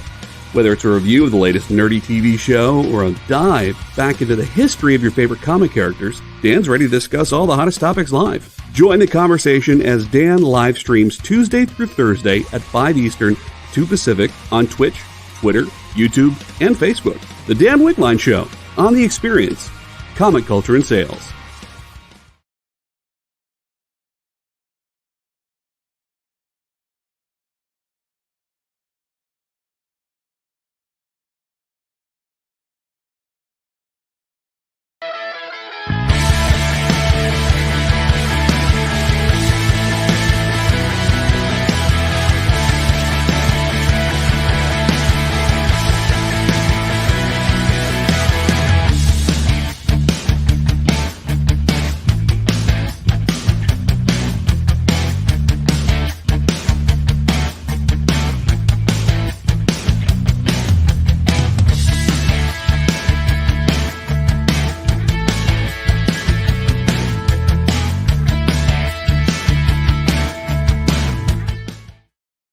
Hey, all right, we're back. John Spilios, which one of the giveaways do you want? Since you're first, you get to make the choice, buddy. So let us know. All right. Wait, go to the UR now. Who's supposed to go to the UR now? Ah, gotcha. All right. So let's see. All right, you know what? We got, oh, here we go. Got some matching number sets. All right. Oh, nice. Amazing Spider-Man #1. John wants the Virgin Gargoyle. Okay, Virgin Gargoyle. Got it, John. Nice. Man, we were talking about that in the stream I did last night. Just that Gargoyle series and the Duck, or not DuckTales, Darkwing Duck. It's like they really kept the fans in mind for that. Like they've done such a good job on it. Yeah, I mean, this is obviously, I don't think anybody's surprised to hear that sales are good, people are really into it. I love the fact that people are into it, but beyond that, you know as well as I do, sometimes things get reissued or brought back or rebooted, and it's kind of not the same. They're kind of putting it as the same, but it's not the same. Gargoyles in particular is literally like the next season of that show. It's almost seamless from when the cartoon ends to when the comic picks up, a couple months ago. I'm pretty positive it's supposed to act like a new season. Yeah, it's like I could be wrong. Yeah, I think it's supposed to be like season 6. All right. And they did that really well. I think it was Dark Horse did that with Buffy and Angel. They sort of had the next season where literally they were just continuing on from the TV shows that had been, Right. All right. So next up, we have Amazing Spider-Man #1 and Silk #1, DF exclusive covers, 2-book matching number set. So they are both 22 of only 33 signed, and they are both signed by Greg Land. Oh man! Suggested retail of $79.99. It is one of our 5-star at $50 books. Like paging Lars, man. I see Spider-Man stuff. I don't think he's serious. I don't think he's with us tonight, but yikes. All right, so he's not hanging out tonight. Yeah, no, yeah, he's probably working or. He's probably working. I mean, right. All right, so let's put up the other matching number set. The BF exclusives are so cool. I mean, you just don't see them. It's maybe it's petty, but it's kind of cool to have something nobody else does. Lyle, you didn't know that? It's AR_comics on YouTube. Check out a lot of great content there. Oh, buddy. yeah, he does the shorts for Dynamite, but he's got his own channel, which is, we talk about this all the time because, we're just sort of rattling on, blah, blah, blah. Alec contextualizes a lot of the stuff, particularly New Comic Book Day. Maybe a lot of times things Alex say, maybe they help you jump on or jump off a series if you're like, we've talked about this a bunch of times. Multiversing, there's like an exhaustion to it after a while. A while back, we talked about, 17 different Batman titles in a month or 12 different Spider-Man titles. If you're not 100% sure, I would say to check out his channel and, maybe it will give you a little, you know what I mean? CJ, that is actually not entirely true. Alec is more of a 50-50 guy, okay? He'll have the hat. Sometimes he won't have the hat the other time. But Robbie was a significant change. Well, I'm waiting to see, because if it is the secret girlfriend, if it's going well, eventually he'll be like in a top hat, like the guy from like Monopoly. No. That's not the way it works, bro. Okay? If it's going well, then he'll turn back into old Robbie. Oh, all right. That's the way that works. I've never had it go well, so I'm not quite sure how that works. Oh, man. All right, so let me throw... Thank you, Lyle. I appreciate that. All right, so let's throw this out here. Marvel 5-pack back issue set. $30 retail value.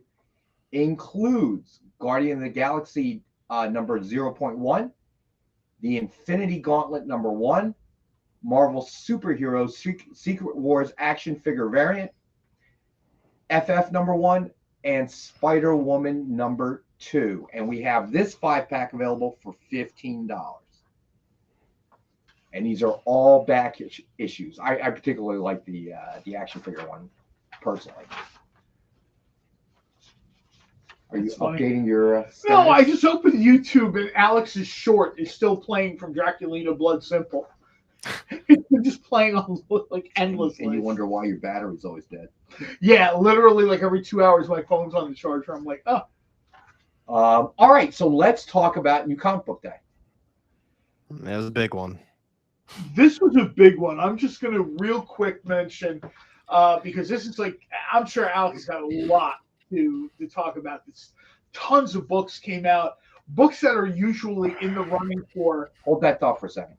Ron, the other matching number set is Action Comics number 1000, 2-book matching number set signed in silver by Dan Jurgens.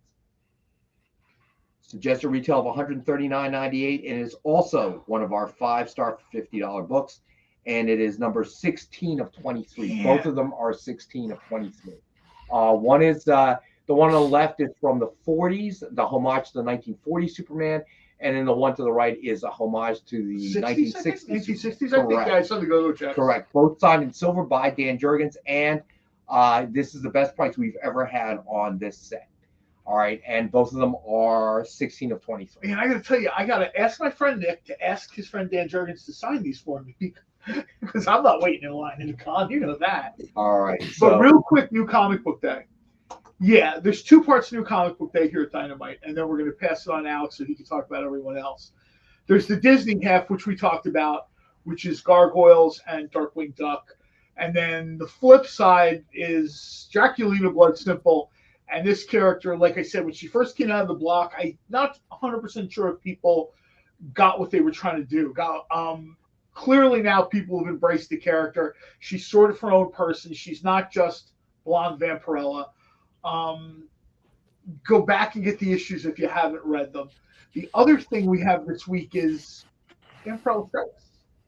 I think Vampirella Strikes, I think, is this week. Yes, number 10. Yeah. And that's, I think that's Tom Stigowski. And Tom is real glad when that series wraps up because he's tired of me asking him what's the next issue like a month in advance. I'm sure that's not the only thing to start. Well, no, because what happens is I ask Tom and tag in Janine. So if Tom doesn't get back to me, Janine will say, oh, tell him what he wants to know. He loves the character. So thank you, Janine. And Tom, answer quickly.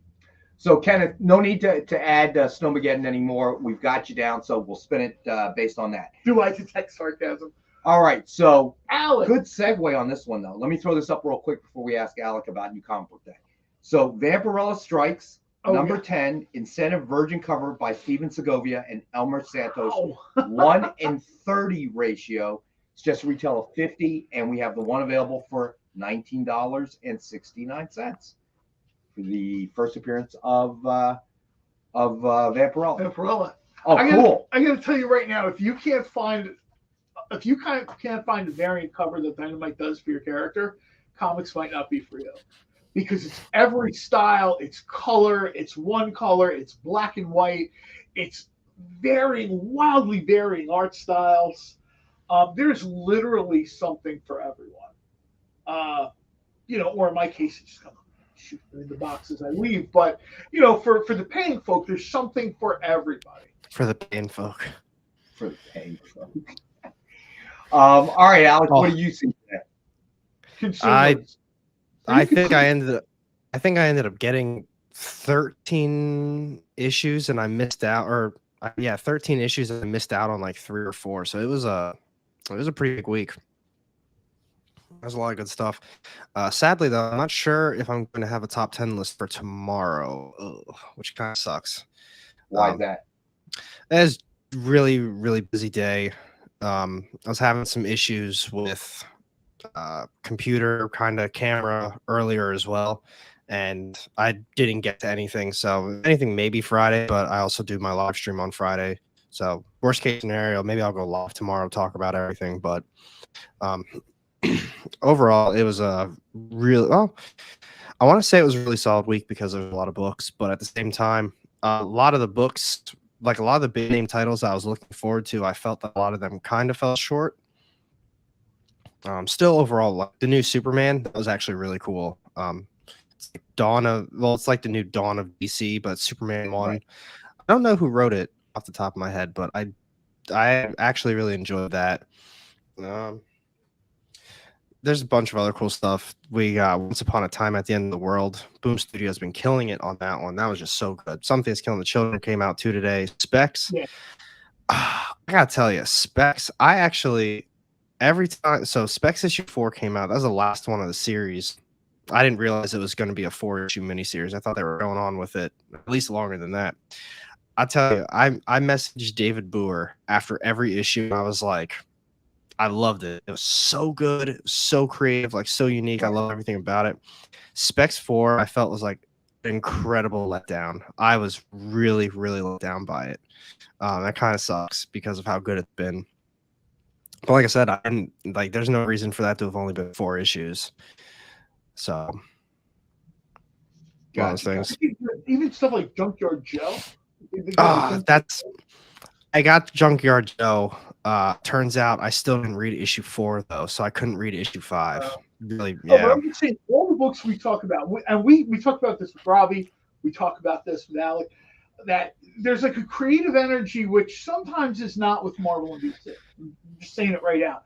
That creative energy is sort of drops down into the indies, which includes Dynamite, but it drops down into all these different companies, these publishers, small publishers.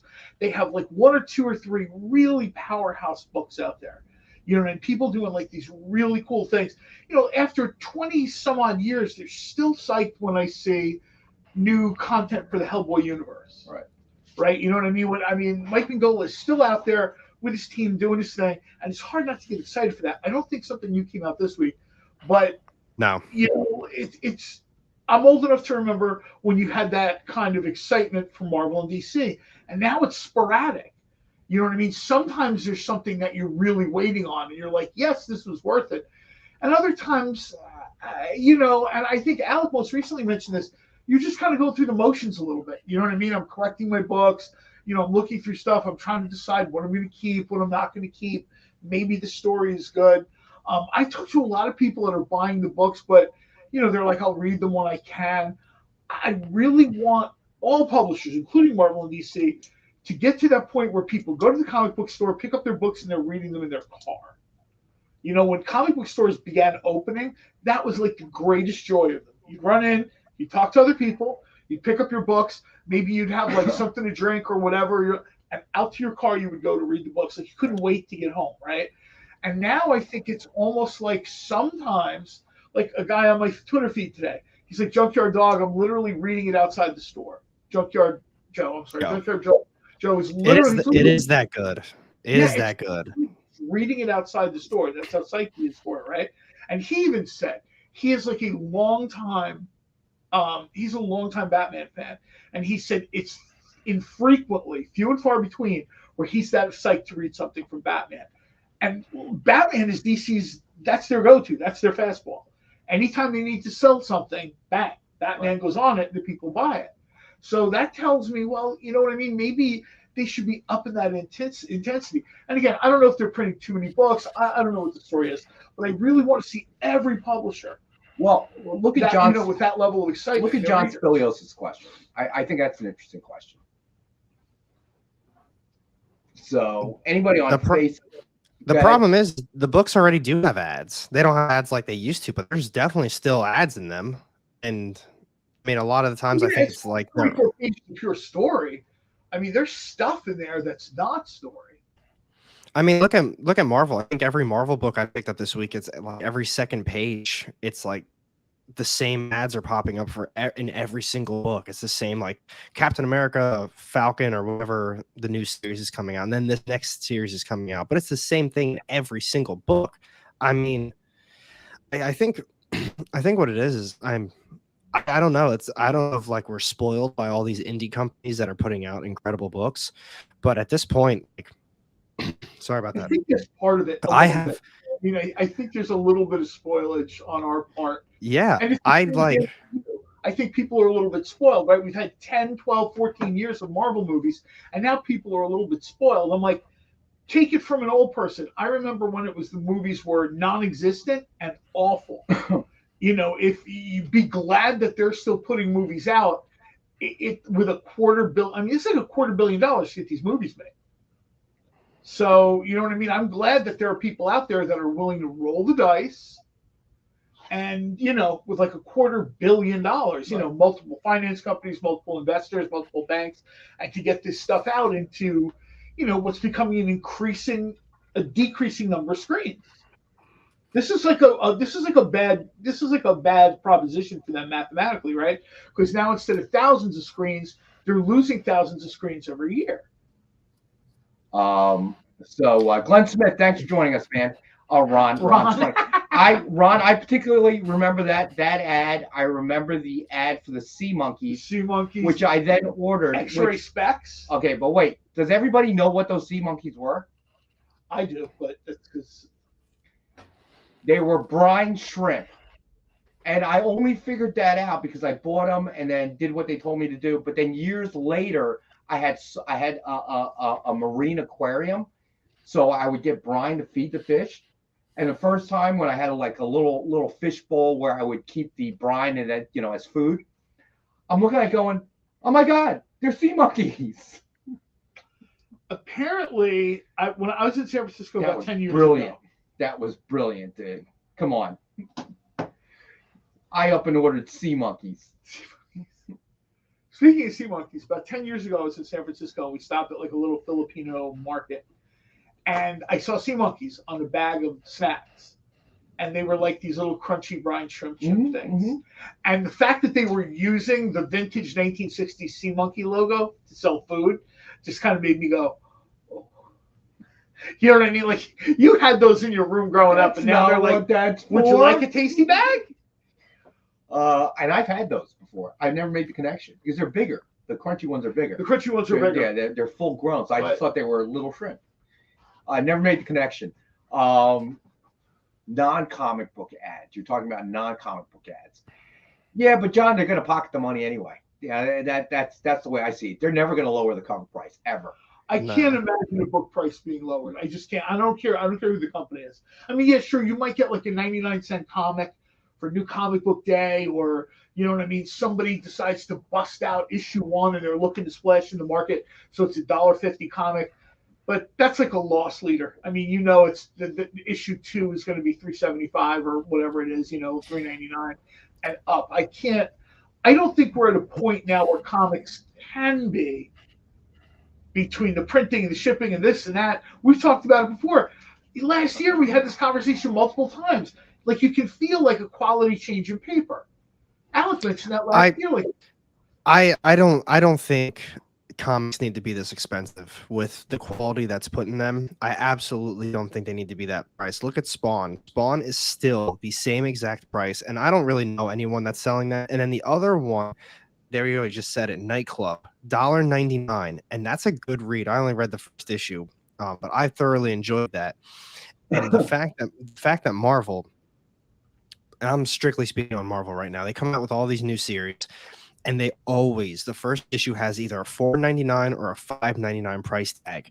And like, what is that supposed to be? The introduction to a new reader to jump onto this new series? Like, you're jacking up the price for a first issue that I'm sure a lot of people already don't even care about. The amount of Spider-Man that's on the market right now, and that's my favorite character. I don't want to read any of it. I am Spider-Man out. I am Symbiote out. They are beating a dead horse at this point with that. I mean, with the Deadpool series, we've got Carnage and Cletus Cassidy in it. There's an entirely separate Carnage series, and they don't go hand in hand with each other. So what's actually going on, like, with Carnage and Cletus Cassidy? What's canon? What's not? They're all Marvel is all over the place with these characters in these series because they're just trying to pump out as much as they possibly can. I'm not saying everything has to have continuity, because it just doesn't. Make your events, make your series. It is what it is.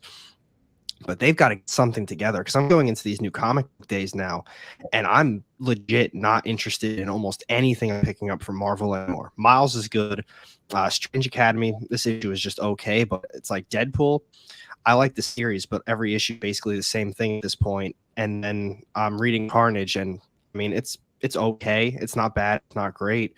But Thor's terrible. Hulk got canceled. Spider-Man's god awful. And I think about what you just said for a second. Let me interrupt you. Think of what you just said for something. The Hulk title got canceled.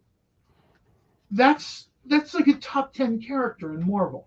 He's in movies, huge merch sales. How do you have to cancel that book? Like, how bad does it have to be? And how low are the sales before they pull the plug and say, well, okay, this didn't work? Now, I know people will say, oh, maybe there was a poor bounce back after, because that Alex Ross title was like real, Immortal Hulk was like real successful, right? So there were some feelings that maybe the follow-up title might fall flat. Maybe people were a little hulked out or whatever. But did anyone expect it to be canceled? Well, here's the thing that plays into that. Donny Cates is off all Marvel right now, it seems, and he was on that title. Ryan Ollie took over, and he doesn't want to continue it. So I don't know what the deal is with that. It's pretty horrible. I mean, I've talked to some people who enjoy it, so to each their own, I guess. But plot-wise, it's all over the place, and it's not the Hulk. Like you said, if you go from Immortal Hulk to this Hulk, oh my God, it's horrible. Hey, Alec, just so you know, you're a little choppy, buddy.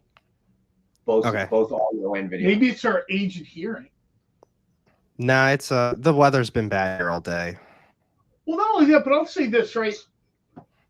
Speaking to Alex's point of continuity, there are books and titles and runs that come out, and the continuity is obvious. And the one that's jumping in my mind almost immediately was Marvel Dark Age, I think it was called. It was either called Dark Age or Dark Ages. And it was sort of like a semi-pseudo-futuristic storyline where like all power had been shut off on the planet. And they literally had to live in a powerless world.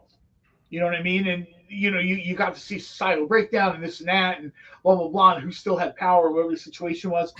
But the point was that was clearly, you know, counter continuity. That was not clearly that's not what was going on. They had an idea for a story, start, middle, and end, and it was done.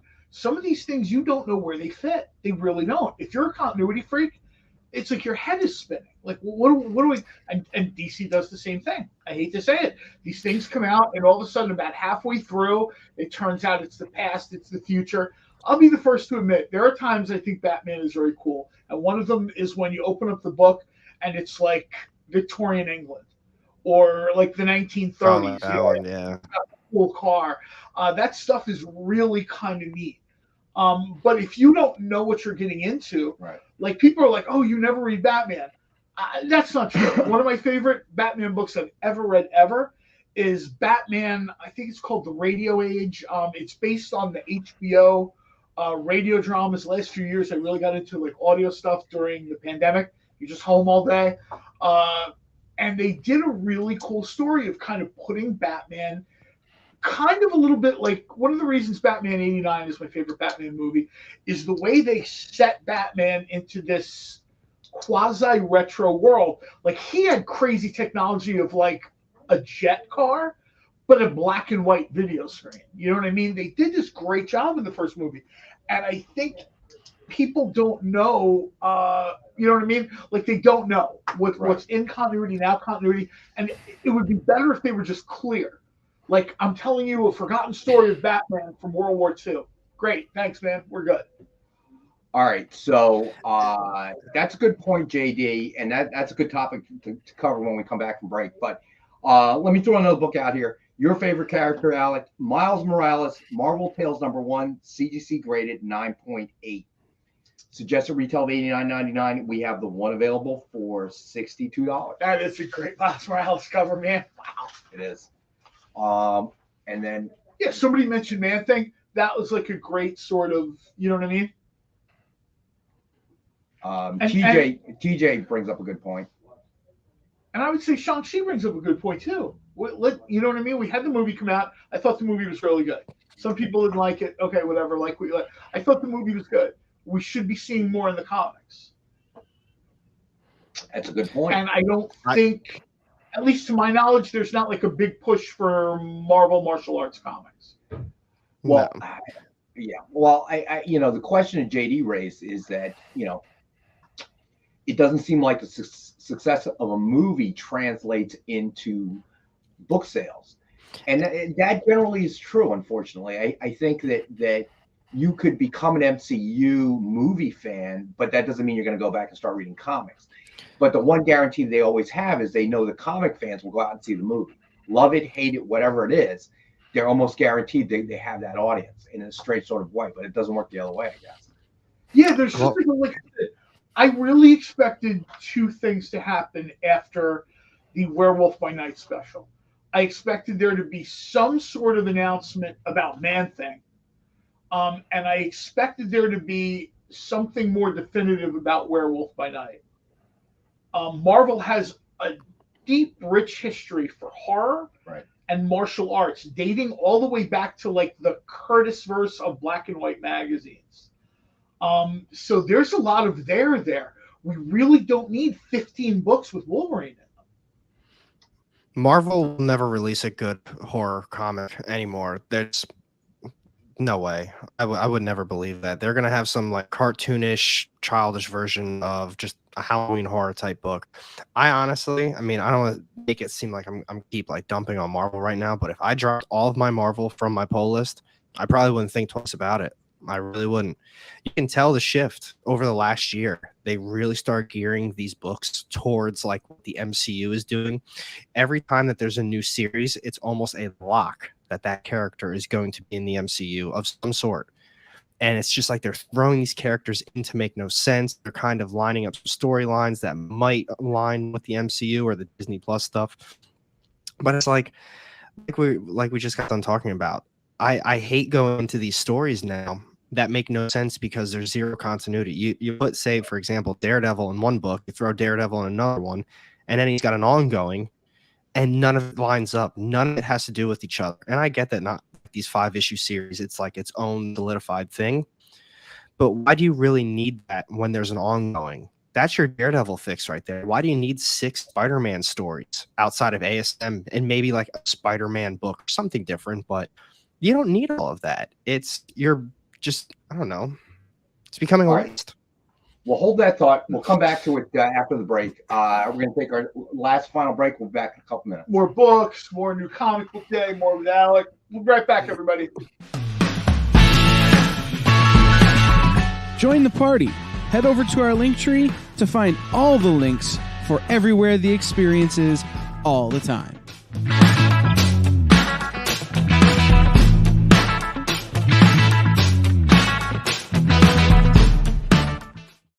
To be continued. 3 little words that hold the secret to the next great story. 3 words that will thrill you, confound you, give life to new possibilities. Every variation of To Be Continued is a promise, A promise of adventure. A promise of excitement. A promise of unseen wonders and unexplored worlds. A promise that every issue you read makes you a part of a never-ending journey. And behind every page there will be an unopened door waiting for you. This story to be continued at your local comic book shop today. Visit comicshoplocator.com today. You know how when you go to Comic-Con, after Comic-Con, you go to the hotel bar, and there's a whole bunch of people playing music and dancing, and you've got Pikachu and Lara Croft Tomb Raider doing the cha-cha slide just down from Deadpool and Batman and Wonder Woman? That's every Saturday night over on the Experience Twitch channel. Join Taji Beats for the EXP Dance Party, exclusively on Twitch, twitch.tv/the_EXP.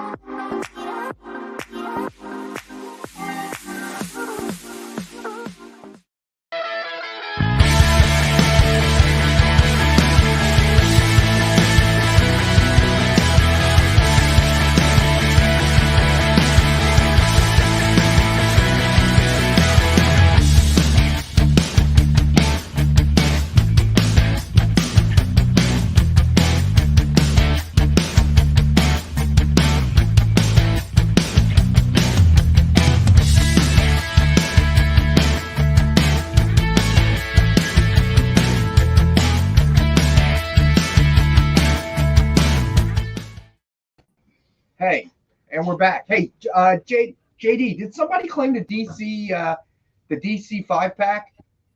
Because both John and Nick think somebody did, but I missed it. I thought they did. If I'm wrong, I'm sorry. No, but Nick feels the same thing you did. So maybe I'm wrong. That's what I'm saying. I feel full, if anything. Uh-oh, bad news. All right, everything's up by 25%. So JD, can you check that out? Or if any of the viewers, if you did indeed claim the DC pack, throw that up again for me. All right, guys. If I were paying John, I wouldn't be able to afford to pay him. I heard we haven't sold anything except for one thing. And maybe the DC pack, but I get that. This is really nice.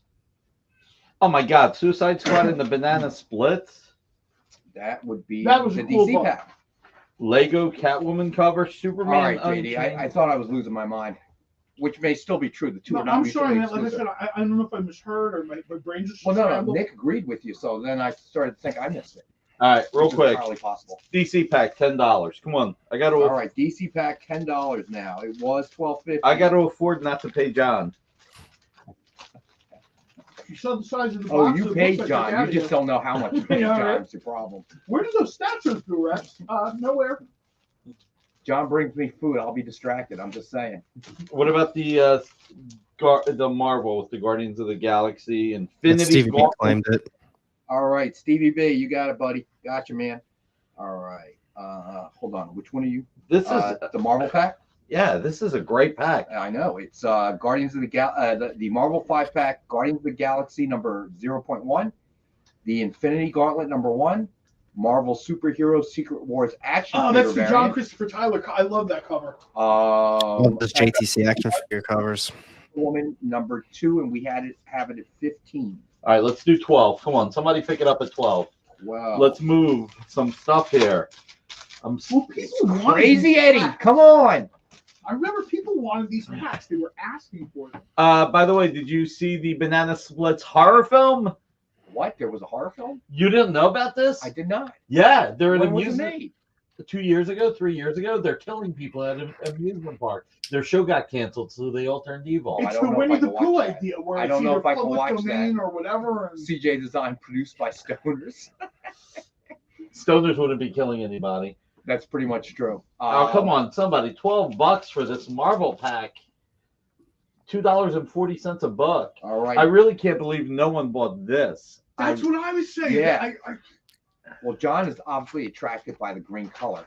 I am, but it's an Alan Davis cover. Now, wasn't Ronald interested in the 2 action comics? I mean, It turns out he has both of them, he says. Signed by Dan Jurgens, matching numbers?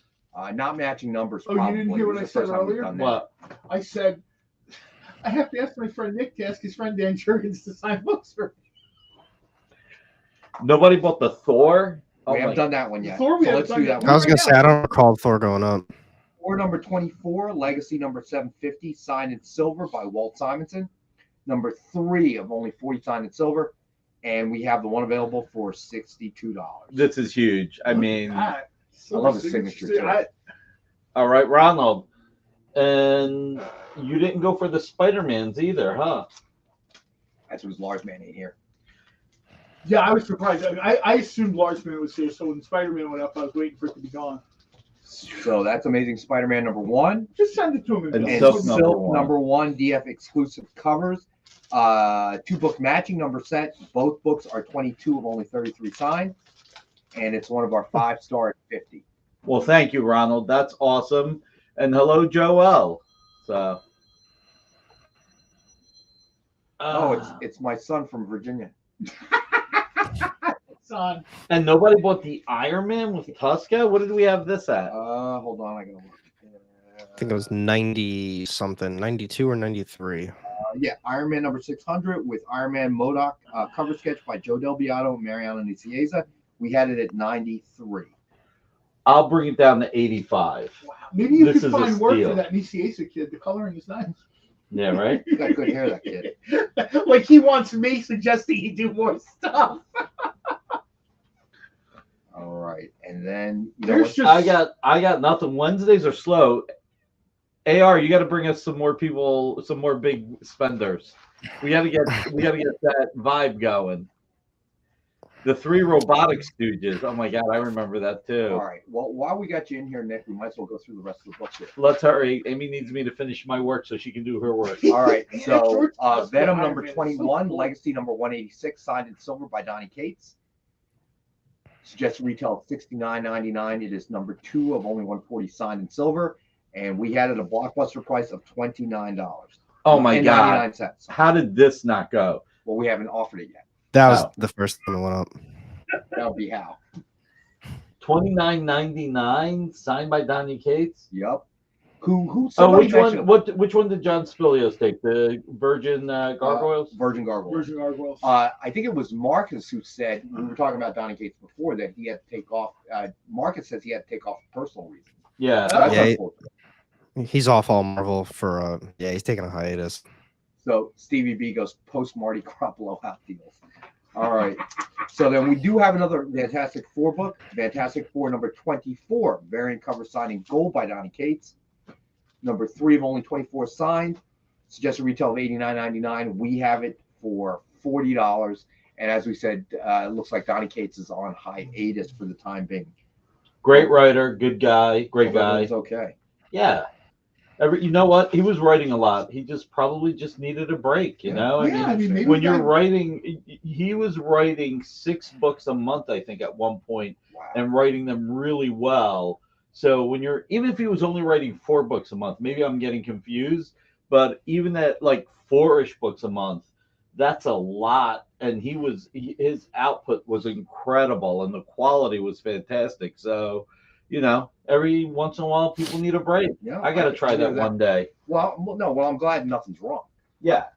Why don't you take the day off, sir? I'm sure we'll find someone. Oh, boy. If I take the day off and John starts making decisions, I'll have to work twice as hard for months. We'll be forced to, if Nick takes the day off, we'll be forced to post all around the office the picture of John with the circle and the slash through it. Do not enter. Do not allow on the premises. Call 911 if you see this man. What do you mean we have 11 books coming out this month? What do you mean we have 11 Green Hornets coming out this month? Oh my God. No. Oh, I'm sorry to hear that, Lyle. Oh, man. I'm so sorry, Lyle. He broke 2 fingers. Yikes, Lyle. Ooh. Yeah. Oh, man. That sucks. I'm sorry to hear that, buddy. All right. So next up, we've got Marvel Superhero Secret Wars number 3 from 1984. A presumed grade of 4.0. It is the newsstand edition. This is the only vintage book we have of the night, and we have this one available for $30. Could be wrong, but I think that one's got a first appearance in it. Titania, I want to say. I think I'm you're right. up to confirm. Yeah, I'm pretty sure there's a first appearance in that one. Yeah, I think that was the first appearance of Titania in Volcano or something. Yeah, Yeah, I remember Titania, but TJ James next Dynamite Mega Series, Green Hornet Wheelie and the Chopper Punch. Yikes. Oh man. No, I got that question a lot. The truth is, if I was ever actually going to greenlight a series, it would probably be something set in the radio age, because I really love. I've got a bunch of that stuff on, first on cassette, then I got it on DVD. Now a buddy put it on a hard drive for me. I really love the sort of masked vigilante in like that 1930s, 1940s era. So somebody asked me in one of the Twitter circles or something. So yeah, if I ever was gonna, like green light a series, no pun intended, it would probably be something like Green Hornet 1939. Wow. Hey, so real quick, that book is first appearance of Volcana and first appearance of the second Titania. Okay. Cool. We had a lot of shout first appearances. Somebody brought up the Polaris submarine that you could buy in comics in like 1969, 1970. I had that, by the way. It was essentially a big cardboard box with all decals and stuff inside. The working periscope was like a cardboard tube with like two pieces of like shiny foil. How do you think you were getting that for that price? It was $7 was a lot of money, like in 1970, man. Wow, Lyle dropped a 36-inch pipe wrench on right hand. Wow, that sounds painful, bro. All right, so let's do the last book of the night. Batman number 21. This is a lenticular cover, CGC graded 9.8. And I got to tell you, lenticular covers obviously are very difficult to get graded at a high grade. I like lenticular covers. And it has the Flash Batman as the lenticular switch. Yeah. Suggested retail of $89.99, and we have the one available for $69.99. And getting a 9.8 for a lenticular cover is a tough order. Trust me. All right. Yeah. Now I don't read Batman or Flash, so my knowledge really isn't all there. Is that Happy Face supposed to be a nod to Watchmen? Maybe John knows that one. He said, "I gotta put this." Yeah. Yeah, that looks like it's part of the Doomsday Clock. Because I think I can see the blood on it too. Right. All right. That's cool. Let's do a Rex Cap. All right, here we go. It's going to be a long one. That's why we're doing it. So, here, you know what? Here's something. So, let me know, all the viewers. Email me. You all have my email, or most of you do. JD, throw it up as well. What titles do you guys want to see? Because a lot of time I'm kind of shooting in the dark. I know things like I know John Spilios is a Punisher guy. I know that Lars Man is a Spider-Man guy. Lars Man is a Spider-Man guy, a Red Sonja guy, I want to say. So I'm just trying to get a feel for everybody, what they would like to see, and I will do my utmost. Obviously I'm limited by what inventory is available, but I will do my utmost to try to fill it with what you guys want, rather than kind of guessing. It's kind of a guessing game, and I think we all know each other well enough now. Email me, tell me what you want to see, and I will try to bring those titles onto the air for you in whatever variation, whether it's a cover sketch or a signed book or a back issue, whatever. But let me know, because obviously I want to bring stuff that you guys want to see, and it saves everybody time and gives us more time to talk about all the nonsense that we talk about, like spam and basically, yeah. So John, tell us about the car accident, dude. Oh, and we have to do the drawing. Yeah. Snowmageddon, all lowercase, by the way, if you forgot. So this is freaky. One or two people messaged me. I was in a car accident earlier today. I wasn't driving. I was test driving, actually. A buddy you weren't driving, though. I was not driving the vehicle. A buddy of mine asked me to go with him. He wanted to take a test drive today. We wanted to have lunch. We wanted to hang out. And we went and we hit we hit a dealership near his house. Took his kind of typical dad car over there. His daughter's moved to California. His wife is. Yeah, I've never been to this dealership, but this place sounds really cool. They have a test track. Yeah, in the back. They have the dealer has a bunch of different franchises, right? I think he has like Hyundai, he has Lexus, he has Honda, he has whatever. So what they did was the property behind there. He sort of has like, I won't say it's like a regulation test track or anything, but it's a big, well-maintained oval where, if you decide to buy something with a little giddy up and go, you can go back there. or you can just head right on out to the highway and take your test, and your stop and go, whatever.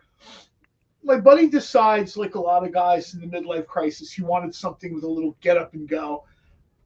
The salesman, it was an easy mark for the salesman.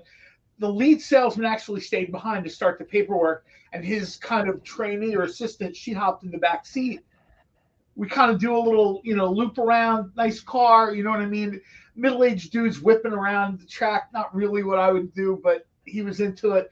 So I said, all right, let's take it out on the highway. Whips it, takes down. The lady tells him to take a little access road. We pass the dealership right here. He looks right out into the highway. Pow! We get plastered. The thing does like a 180, and we wind up back in the shoulder, kind of a little bit in the grass in the shoulder. He's about, maybe 20 feet past us, also in the shoulder. I got you, John Spilios. And I went from looking at my phone, like, what a surprise, to the next thing you know, my phone's in the air. My bottle of Wawa iced tea smacks me dead in the face. Papers are flying around from the girl in the back. Word of advice, if you decide that you're going to test drive a car, when you take it out of the dealership lot, look both ways. Nobody was seriously hurt. The driver kind of, I don't know if he bit his lip or split his lip or something, but it was all very... This is one of my worst fears. You and I were just talking about it, Alex, before the show. And he started telling me the story, right? Because I got a text from him about an hour before the show saying he's going to run late. Yeah. He got into an accident. I'm like, oh my God, right? So then I see him in the parking lot in his car, and I'm like, well, obviously it wasn't in this car. I was not driving, to be totally clear. So he goes, no, and he starts to tell me the story. Oh, we were at a dealership, blah, blah, and there was a test drive. I'm like, oh no. Oh no. Oh, no. And he starts he starts to tell the story, and I'm like, oh man, that's always my greatest fear, dude. And I got to tell, I hate to say we were talking about it. For his friend, I think he's screwed because I think that there was no light, and obviously the guy had the right of way, the guy who hit him, so he obviously didn't look when he pulled out. The only thing I heard the other driver say to the officer was that he was changing lanes. That's okay. You're allowed to change lanes. I guess the police will work it out, or insurance or whatever. It'll be insurance. I told my friend that maybe he ought to hold off on buying a new car because he might have other expenses forthcoming. Yeah, I can only imagine. Well, in New Jersey, because I'm very familiar with this, because my daughter just had a New car Jersey accident. Is not to people elsewhere. New Jersey is not the state to get into these. Yeah, my daughter had that car accident way back in May, June, whatever. June? Yeah. And what I discovered, because I had to take care of all of it, and really knock on wood or particle board, I haven't had really any kind of car accident in decades. So last real bad car accident I was in Virginia.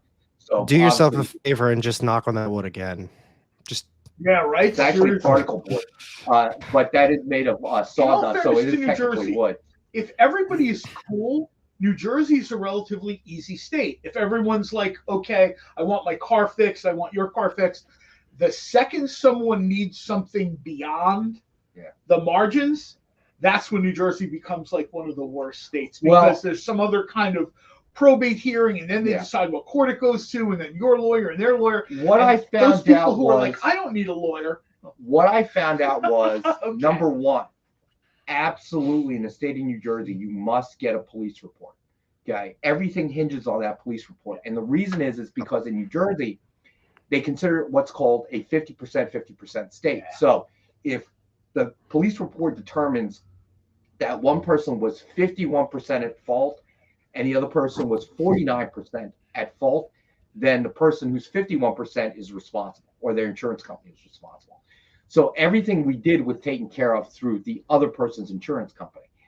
And it's just, so based on what John has told me, I don't see how, I think your friend said, oh, well, he was speeding, which he was, but I don't think that's relevant. Yeah, I don't know if that mitigates you pulled out in front of somebody. And again, literally, if they asked the cop asked me what happened, I told him, I said, I was in the passenger seat with my seatbelt on, looking at my phone and drinking a Wawa iced tea. That's my report. So I didn't see what happened. Yeah, JD, the problem with no fault, though, what if somebody is truly at fault? I mean, that's the problem with no fault. That's why I kind of don't like it.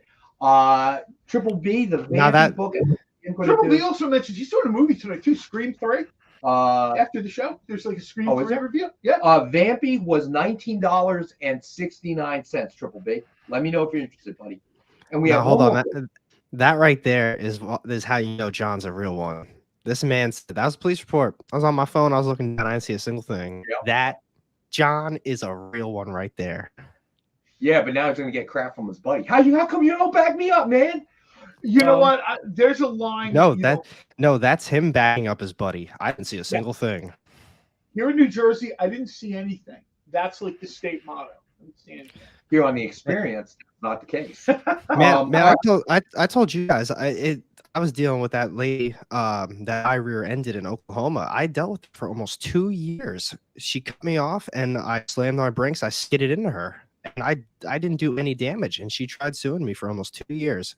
And you know what? Yeah. Geico's also a real one because she didn't get a penny. She didn't get a single thing. Everybody thinks it's like look, accidents are terrible.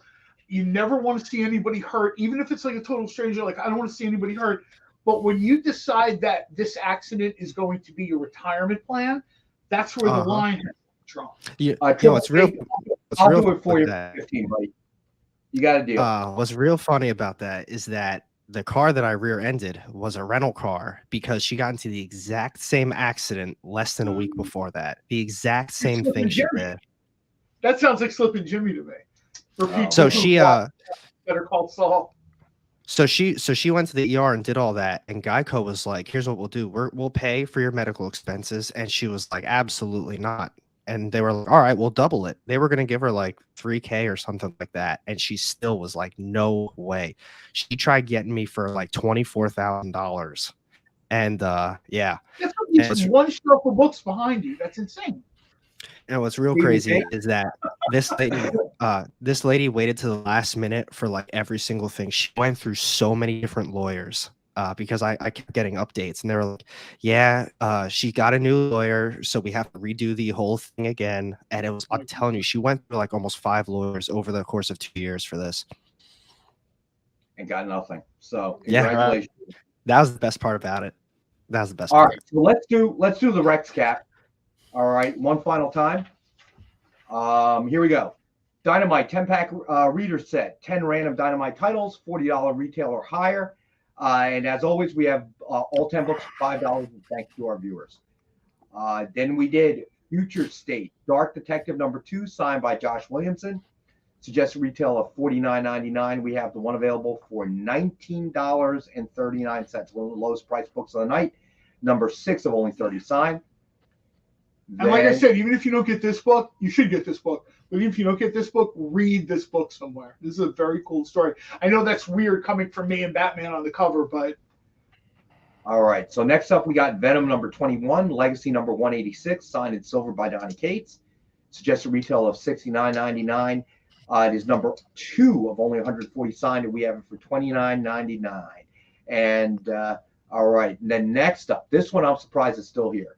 Fantastic Four #585, signed by writer Jonathan Hickman, and we have the one available for $19.61. And the only other way to obtain a Hickman signature is you got to send it out to him. It's going to cost you a heck of a lot more, $19.61. Then we did Fantastic Four #24, variant cover signed in gold by Donny Cates. It's just retail of $89.99. We have #3 of only 24 signed. Yeah, you got it, buddy. All right, John Spilios.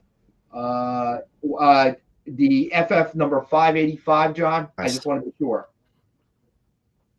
The one for $19.68. All right, and then Triple B, you got it, buddy. The other one is 40. Okay, Hickman, gotcha. You got it, buddy. I got you down, John. All right, so then we did. Let me see. I did that one. All right. Thor #24, Legacy #750, signed in silver by Walt Simonson. Just we have the one available, #3 of 40, signed in silver for $62. Then we did, let's see, Action Comics #1000, 2-book matching number set, signed in silver by Dan Jurgens. Both books are #16 of 23. Suggested retail of $139.98 and is one of our 5-star $50 books. So then we have Invincible Iron Man number 600 signed with Iron Man MODOK. Cover sketch by Joe Del Beato and Mariano Nicieza. That's so cool. $149.99. We were going to sell for $93, but Nick lowered it to $85. That might be the lowest price I've seen on one of these, I think. Might be. I can't remember seeing it as low as 85. Getting 2 characters on it, too. Captain America number 695 signed with Ant-Man cover sketch by Joe Del Beato and Mariano Nicieza. Suggested retail of $119.99. We have the one available as one of our 5-star at $50 books. I'm surprised this one's actually still here with the movie. I would have thought that would have disappeared in hour 1. All right, and then we did Star Wars number 1 signed with Mandalorian cover sketch by Ken Hazer. Suggested retail of $89.99. We have the one available for $59.99. Then our sole vintage book of the night, Marvel Superheroes Secret Wars number 3 from 1984. Presumed grade of a 4.0. It is a newsstand copy, and we have the one available for $30. So this is what, first Volcana and second Titania? Yeah, correct. Then we had Batman number 21, lenticular cover, CGC graded 9.8. You can't see it there, but when you flip it, it's Batman switching to the Flash. Suggested retail of $89.99, and we have the one available for $69.99. And I don't know exactly where in the arc this starts, but the beginning of Doomsday Clock sort of started with, because you had Flash and Flashpoint, and ever since then they kind of pushed Batman and Flash closer together with this sort of endless rewriting of, the Flash is bored, so he decides to rewrite reality again, or the timeline or whatever. And that sort of dragged it into Doomsday Clock, which was a huge, I don't want to call it magnum opus, but it was a huge storyline that lasted for like the entire year of the sort of mashing up of the Watchmen world and the DC universe. All right, so then we had Miles Morales, Marvel Tales number 1, CGC graded 9.8. Suggested retail of $89.99, and we have the one available for $62. Then we did the Marvel 5-pack issue, back issue set. $30 suggested retail, includes Guardian of the Galaxy number 0.1, the Infinity Gauntlet number 1, Marvel Superheroes Secret Wars action figure variant, FF number 1, and Spider-Woman number 2. And we had it at $15, but it is now $12. So we have the one set available for $12. I love the action figure covers. I'm pretty sure that's John Tyler Christopher. I might be getting the order of his name. It's him. I love those, man. I may have missed this one. Draculina Blood Simple number 1, Incentive Virgin cover by Zoe Lache.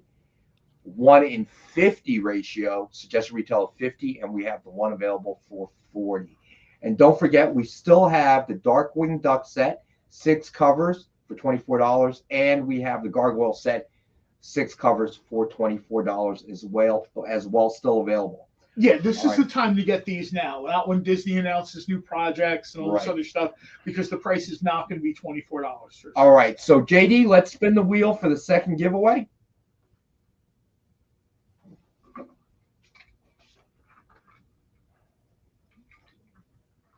All right, let's see who the winner is. Man, back to Collector. Congrats, buddy. All right, just remember, if you could throw up the link again, my friend JD. Just remember to fill out submission form, YouTube backwoods, just so we know where to ship your winning book, my man. TJ James, I wouldn't say you're wrong. I don't know if that was. I think that's fun. That story, but I would say there's a good chunk of that in that story. All right, so yeah, good job. They decided they wanted to take a shot at the old sorcerer in the castle. All right, I want to thank all our viewers as always. I want to thank Alec for joining us. Thanks for having me. As always. Yeah, you guys can find Alec on YouTube. We talked about this. Absolutely. I think the link went up there. Subscribe to his channel. There's a lot of good content, like more in-depth than just the sort of chatter that we do on New Comic Book Day. And thank you, JD, for pushing the buttons in the background. So the Triple T is next, and then 360 is at 9 o'clock on the Experience. I think so. Yes. I'm sorry if I got that wrong. All right, so we'll be back. Nick will be back Friday at 7 p.m. Eastern for the original art show on the Experience, and then Robbie and I will be on his channel at noontime on Friday pop culture philosophers to talk about whatever topic of the day is there. So keep an eye out for Alex shorts. Yes, for the Dynamite stuff. Those are really kind of cool. People dig those on Twitter. All right, cool. So everybody have a great night. Be safe, and have we'll a good see everybody back on everybody. Monday. See you guys. Did you know that every experience show, including some exclusive content, streams on Twitch? Check it out, twitch.tv/the_e